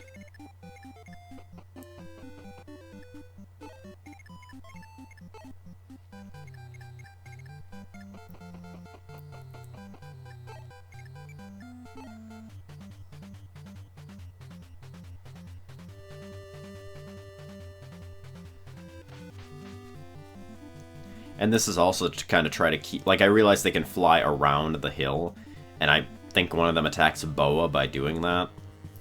But it's also to try to keep, like, everyone else safe, too.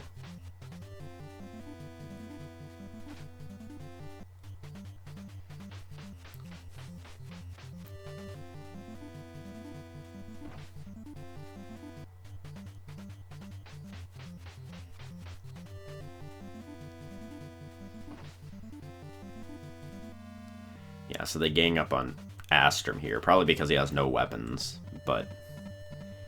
Yeah, I end up being pretty lucky that he dodged the one, because if he wouldn't have, they probably would have reached Wendell. Maybe. I don't know who they would have attacked in that situation. Maybe they would have attacked Abel because he's level 1. I don't know. And this guy attacks Ogma and gets a critical hit and kills him. Yeah, this ends up being kind of a bloodbath. And then this guy goes and attacks Boa, which I'm like, oh, fuck. But I think he doesn't do as much damage as I expect. Yeah, he does 9.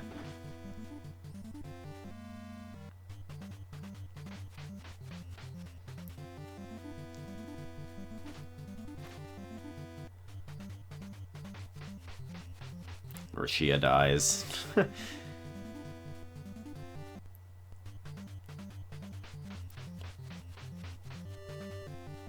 Harden dodges both of those, but I think he dies here. Or does this guy attack Wendell? He does attack Wendell, but Wendell actually dodges that, which is pretty lucky. I don't think he would have died to that, but still.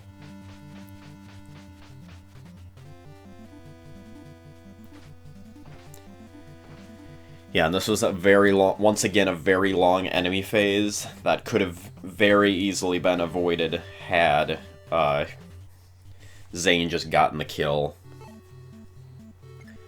on the boss.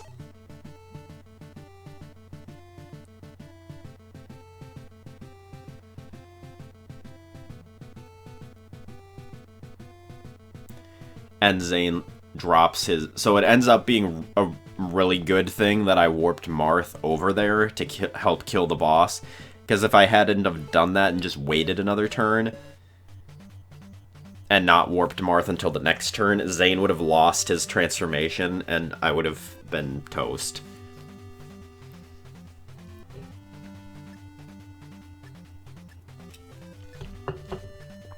This map is embarrassing to watch because I have a huge brain fart here.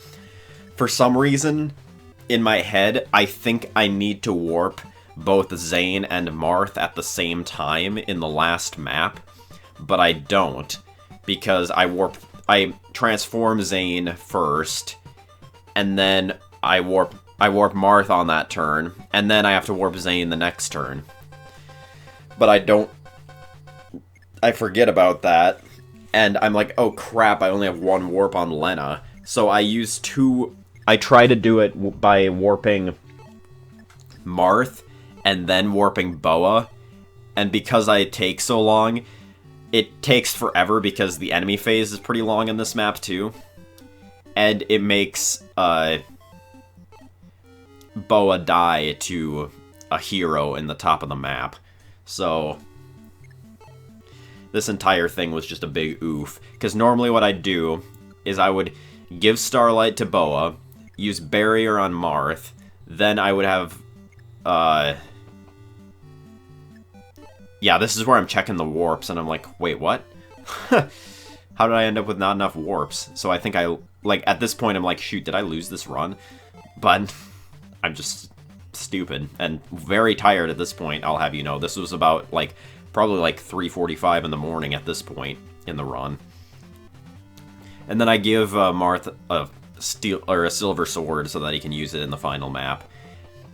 And then what I would do is I would barrier, I would use barrier on Boa on the next turn, and then I would warp them both up there at the same time, have Marth kill the boss, and have Boa attack the real Garneth with Fortify.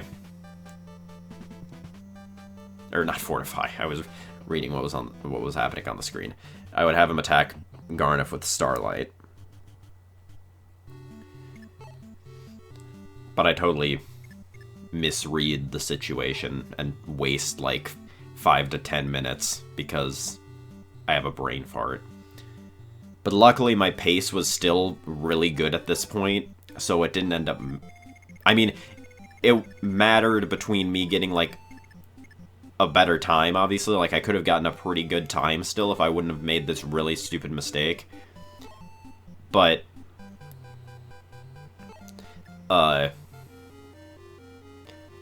it wasn't the difference between me not getting world record. And you can see me deliberating over what to do, even though I'm just wrong.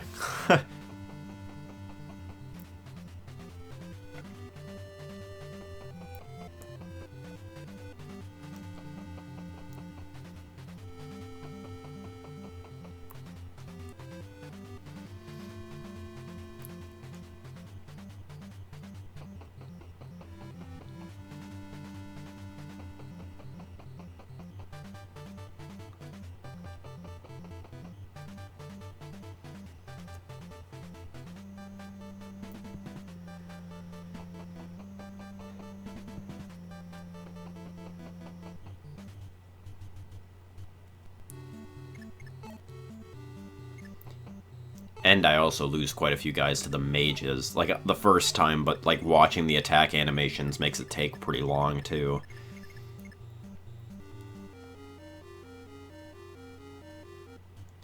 Yeah, so here I warped Marth with Wendell, and then I stupidly end the turn, and then I'll warp Boa with Wendell, and then Wendell ends up dying to a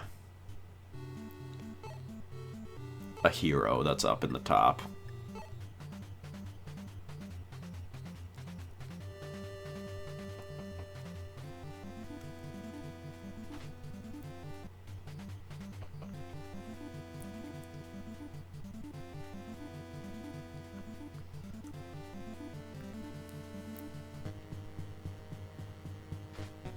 And when I end up resetting here, I realize what I did, that I was wrong, and that I don't warp them at the same time.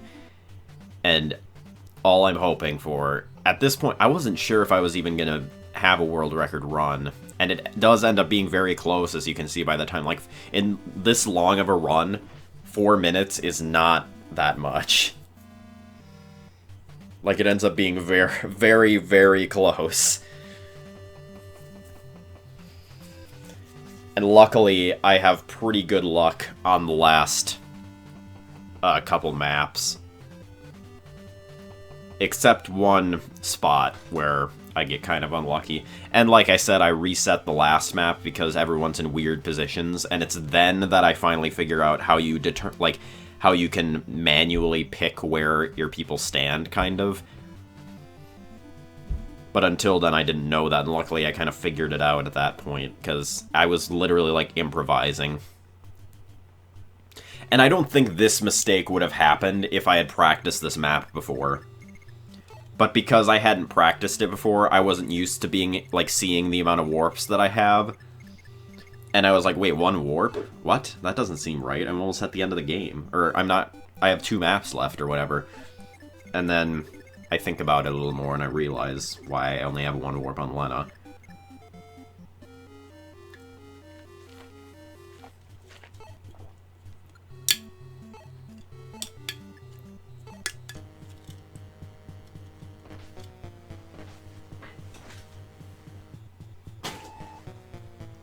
And yeah, as you can see, this wastes a lot of time.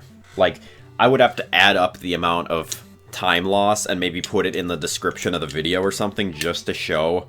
Like, I should do both. Like, there was I was gonna look at Marth's stats. I can put both of those in the description or something if you want to look at that. I mean, I guess you could also pause the video and look. And, like, look over where all the time loss was, but I think I'll just put it in the description.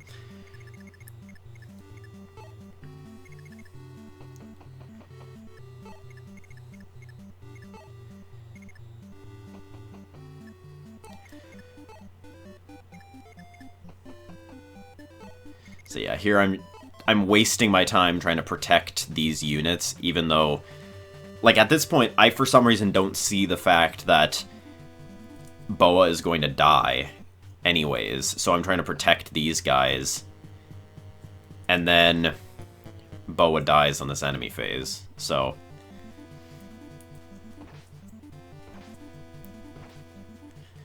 because Garneth moves over there and attacks Marth.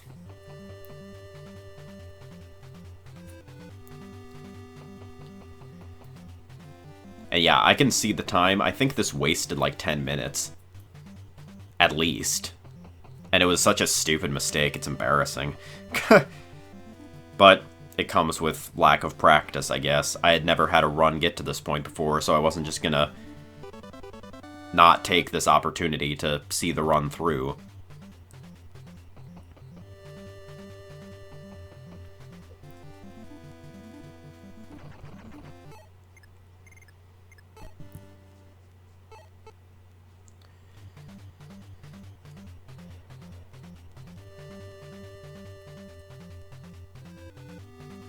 Yeah. So here is when I reset, and I play everything actually correctly this time. So the map still takes a while, but it doesn't take nearly as long, because I realize that I can warp them at the same time here, because I don't in the last map.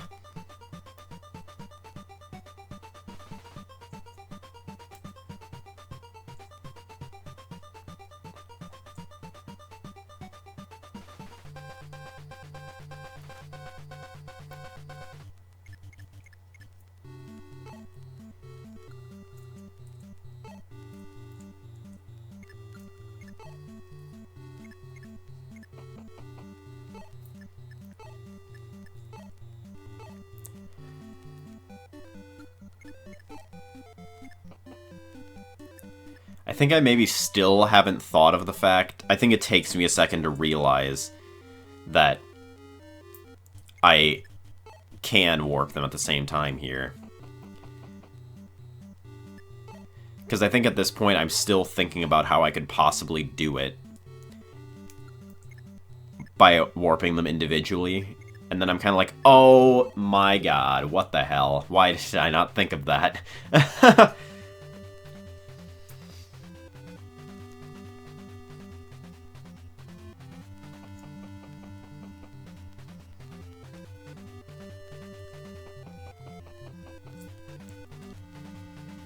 But yeah, I'm kind of like calculating it out, and I'm like, oh god, I have like 25-ish minutes to beat 2.5 maps. And at this point in the game, that's asking quite a bit to be able to beat them that quickly.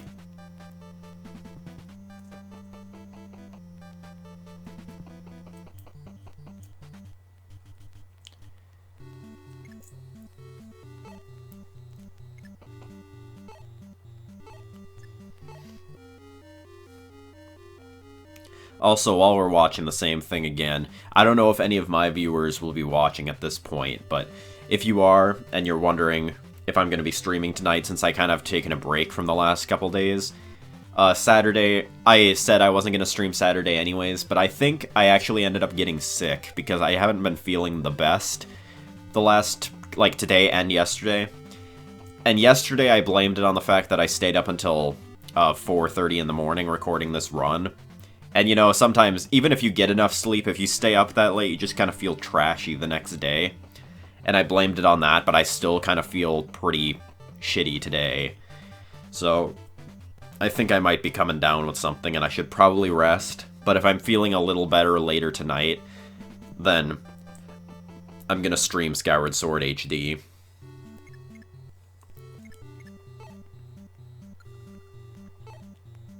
But I'd like to, well, there's a lot of games that I'd like to get through before I have to move back, because more than likely I'm not really going to be able to stream, like, at all once I go back to college. I'll have, like, streams here and there, like, when I have time for them, but I have so much to focus on, especially this semester. I don't want to get behind. I double check that that's the right one. Because it is always the same one, but I wanted to make myself sure. Because I didn't want to mess anything up at this point, because I figured any mess up would be the end.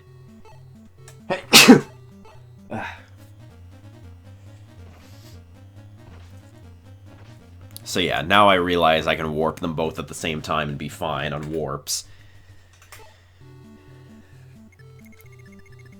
And then it's as simple as killing this boss, and then I kill Garnif on the next turn with Boa, and then I end this map.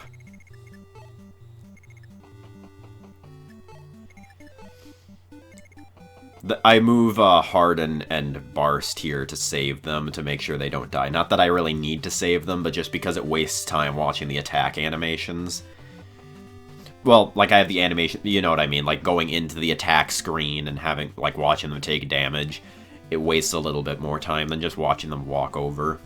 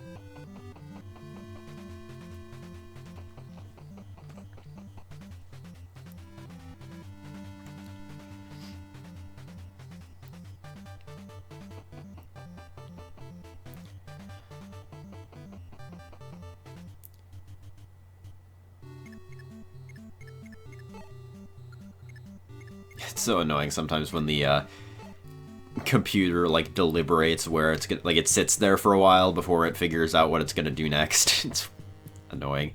So here, I don't remember exactly which one's Garnif. I was pretty sure it was that one, but I wanted to make myself positive so I didn't attack the wrong one. So then, yeah, the map is, like, way faster when you do it that way, but I screwed myself over the first time.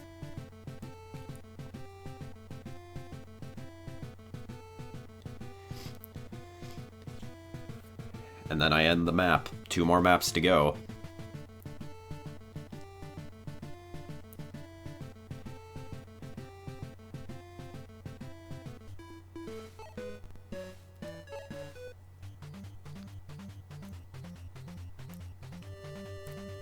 And here I'm like, by the end of the run, I was like shaking. I remember like when I finished, I was like emotional, but more because I was so anxious that it was going to be all for nothing.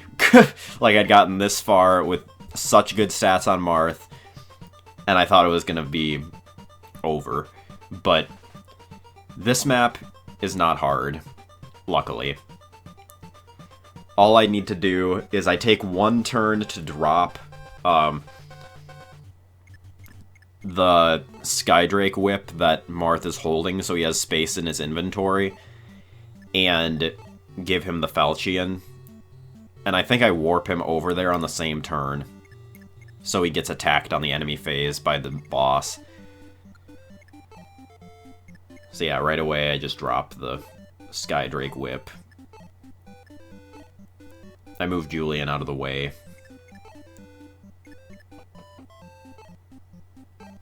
I have Boa give him Falchion.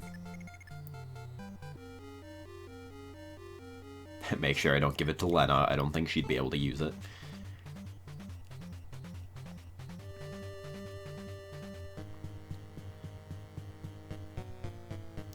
Yeah, then I warp Marth to the boss and end the turn. And this map is, like I said, really straightforward. Like, it pretty much goes the same way every single time. Marth could miss here, which I think he might. No, he doesn't. It's very possible for him to miss, and this time, for once, he doesn't. But the healers fortify. So that's why if you miss, it is pretty detrimental. I think he would kill it in one hit if they didn't use Fortify there, but he needs to hit them twice, or hit him twice in order to kill him because he used Fortify. And because of the way the run had gone so far, I was very worried that he was not going to be able to kill here.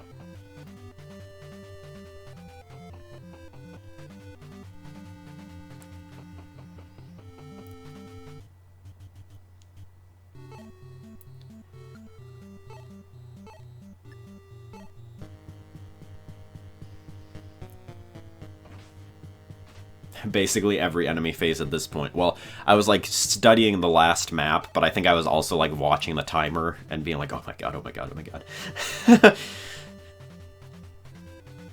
yeah, here I was very much hoping Marth wouldn't miss because it was very like for that's really low accuracy for me. Like, I've missed moves with higher accuracy than that, and I think that's probably about 80, 75-ish for accuracy, and I hit him 4 times and managed to hit them all, which is honestly, like, above odds, really.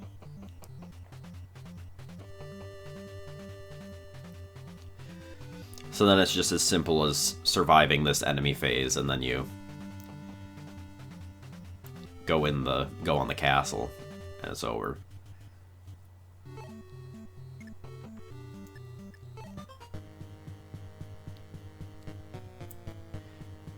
This map only becomes difficult if you play it normally because there's a lot of reinforcements on it. And they basically keep spawning from those four fortresses, like right next to the castle, just over and over again. So here is where my last reset is on the last map. It comes like right away. So it doesn't waste that much time because I see it like immediately that I am not able to do it. And I think like right on the spot, luckily, that I need to switch around who I have equipped. So first, I just select everyone in a row, and I'm like, okay, it doesn't matter who I select, because whoever dies, dies. I just need to kill the boss. And then I look, and I'm like, oh god. Who's next to... Actually, I think I realize it, because I'm like, okay, Jagan's next to me, and he was second on the list. And I'm pretty sure Lena ends up over here as well. And I'm like, okay, I think Julian and Lena end up over there, and I'm like, okay, those are the top 3 people on the list, so that must be how it works. So that's how I ended up figuring it out. Luckily, it takes me a second, I'm like, okay, that's not Wendell, and this is Jagan. And I'm like, Zane's all the way over there. So then I reset. And that was like a minute lost, maybe. So that one isn't that big of a deal, but Like, obviously, ideally, that wouldn't have happened, but it was only like a minute time loss, and here I actually realize that that's how it works. So then I just select them like this, and this is how Sita dies, because I select Zane, and then I just select everyone in order after him, and don't even think about the fact that I select Sita right here. I could have selected Daros instead, but Sita ends up dying because I picked her, because literally everyone dies on this map, aside from the mages. Well, and Marth and Zane, obviously.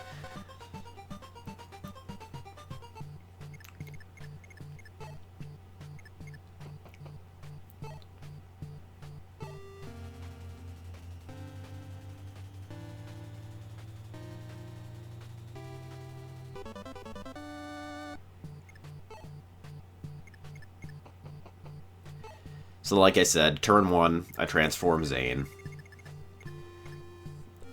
Then you want to get rid of the healers, because they're going to make the guy in front of the final boss, the dragon in front of the final boss, a real pain in the ass. So you want to take out these healers before you go and attack him.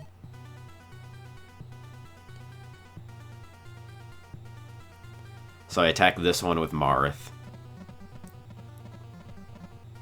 And then the next turn I attack the other one with Zane.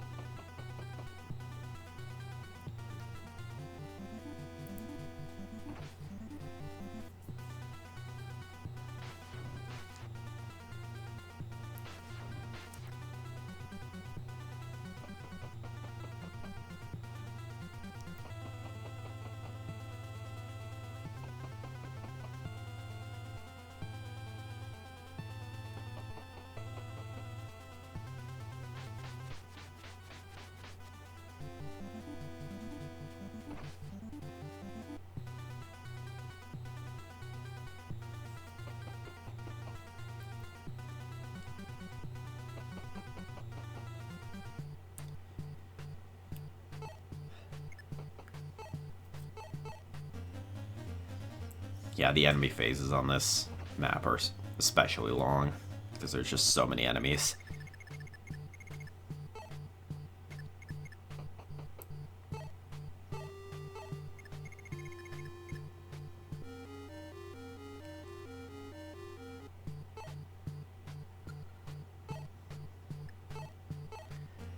But then I warp Zane up to kill the healer on the left side.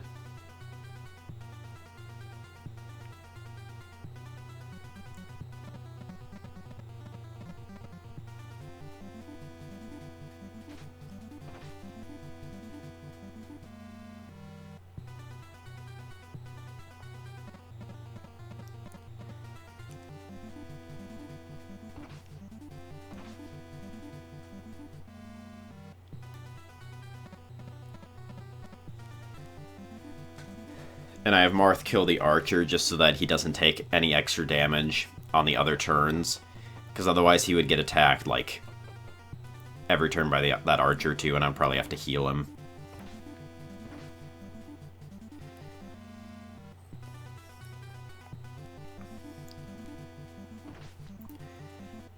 And honestly, it's kind of unlucky to have them miss here, because like, if the enemy misses, then they're just going to attack them the next turn, and they're going to die either way. So, if the enemy misses them, it just makes it so I have to watch them attack them more times. So, it's actually kind of unlucky for me to get... for the enemy to get misses there.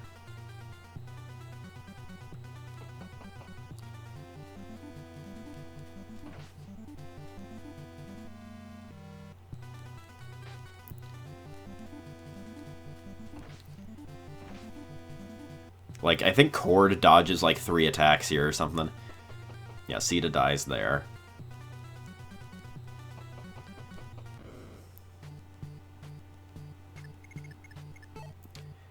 I think it's like the next turn, Cord dodges a bunch of attacks and then dies to something else. If I remember right. But yeah, now I start attacking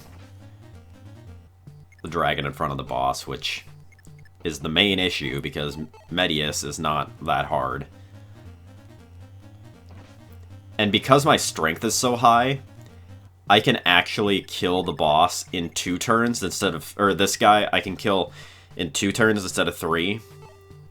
But Zane misses an attack on the next turn, so it causes bad stuff to happen. But here I fortify just to be safe. I figure I don't really need to physic because Marth didn't take that much damage there. And then I end the turn.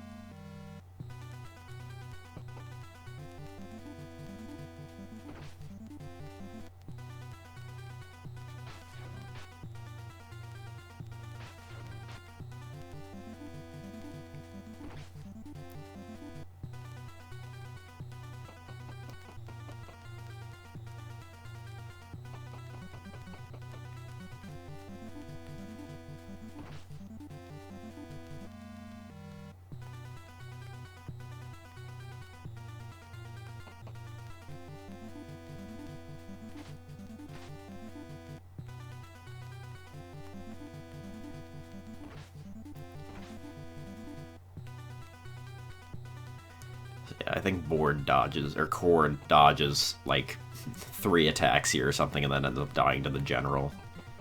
Like, he almost lives, but then he doesn't.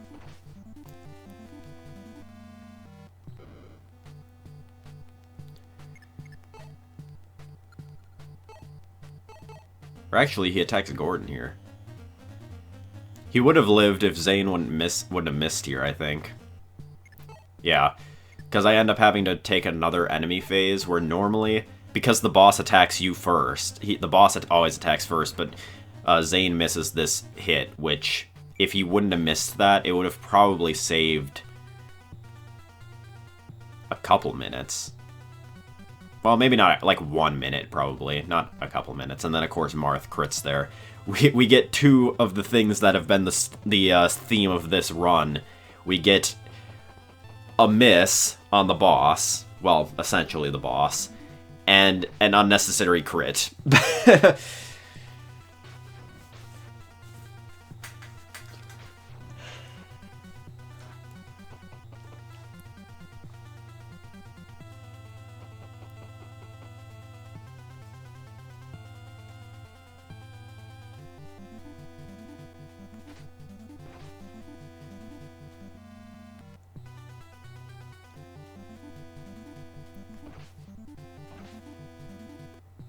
Yeah, it's here that Cord dies, I think.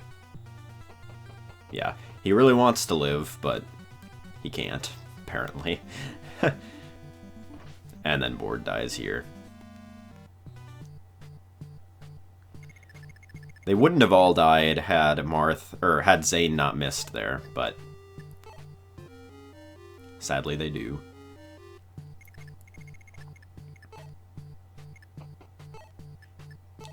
I think I fortify just to be safe here. Yeah.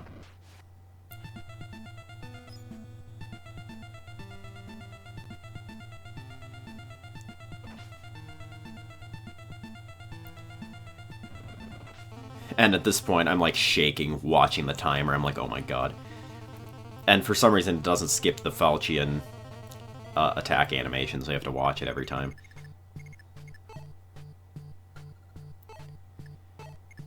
I think I might physic Marth here, too. Because I don't want to lose the run to some stupid crit. I'm not sure if the final boss can crit. I'm sure he can, but Marth would be dead to a crit there, so I make sure he's not.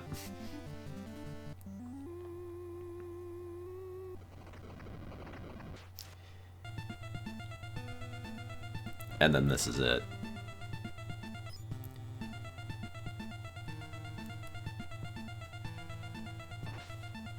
So yeah, the run probably would have been like a minute to a minute and a half faster if Zane hadn't have missed that last hit on the other dragon.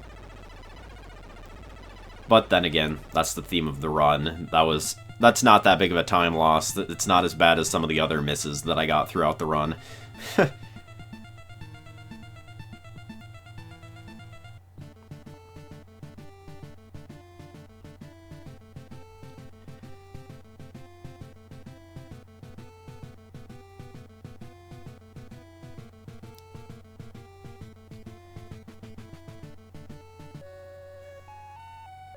Yeah, then here I'm mashing literally like absolutely as fast as I possibly can to get through these text boxes.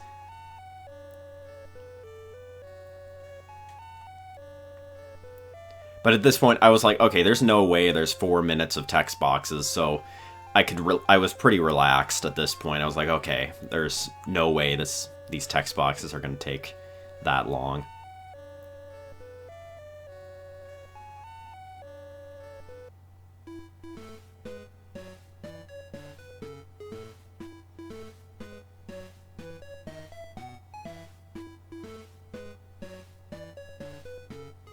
I don't know why. I think the timer like stops like slightly early because there's a bit of like offset between it, but I think it was like 2 or 3-ish seconds or something. But that probably means that it started a bit early too. Like it probably started slightly early and ended slightly early because that's the way that it's set up in OBS, just because there's a slight offset between.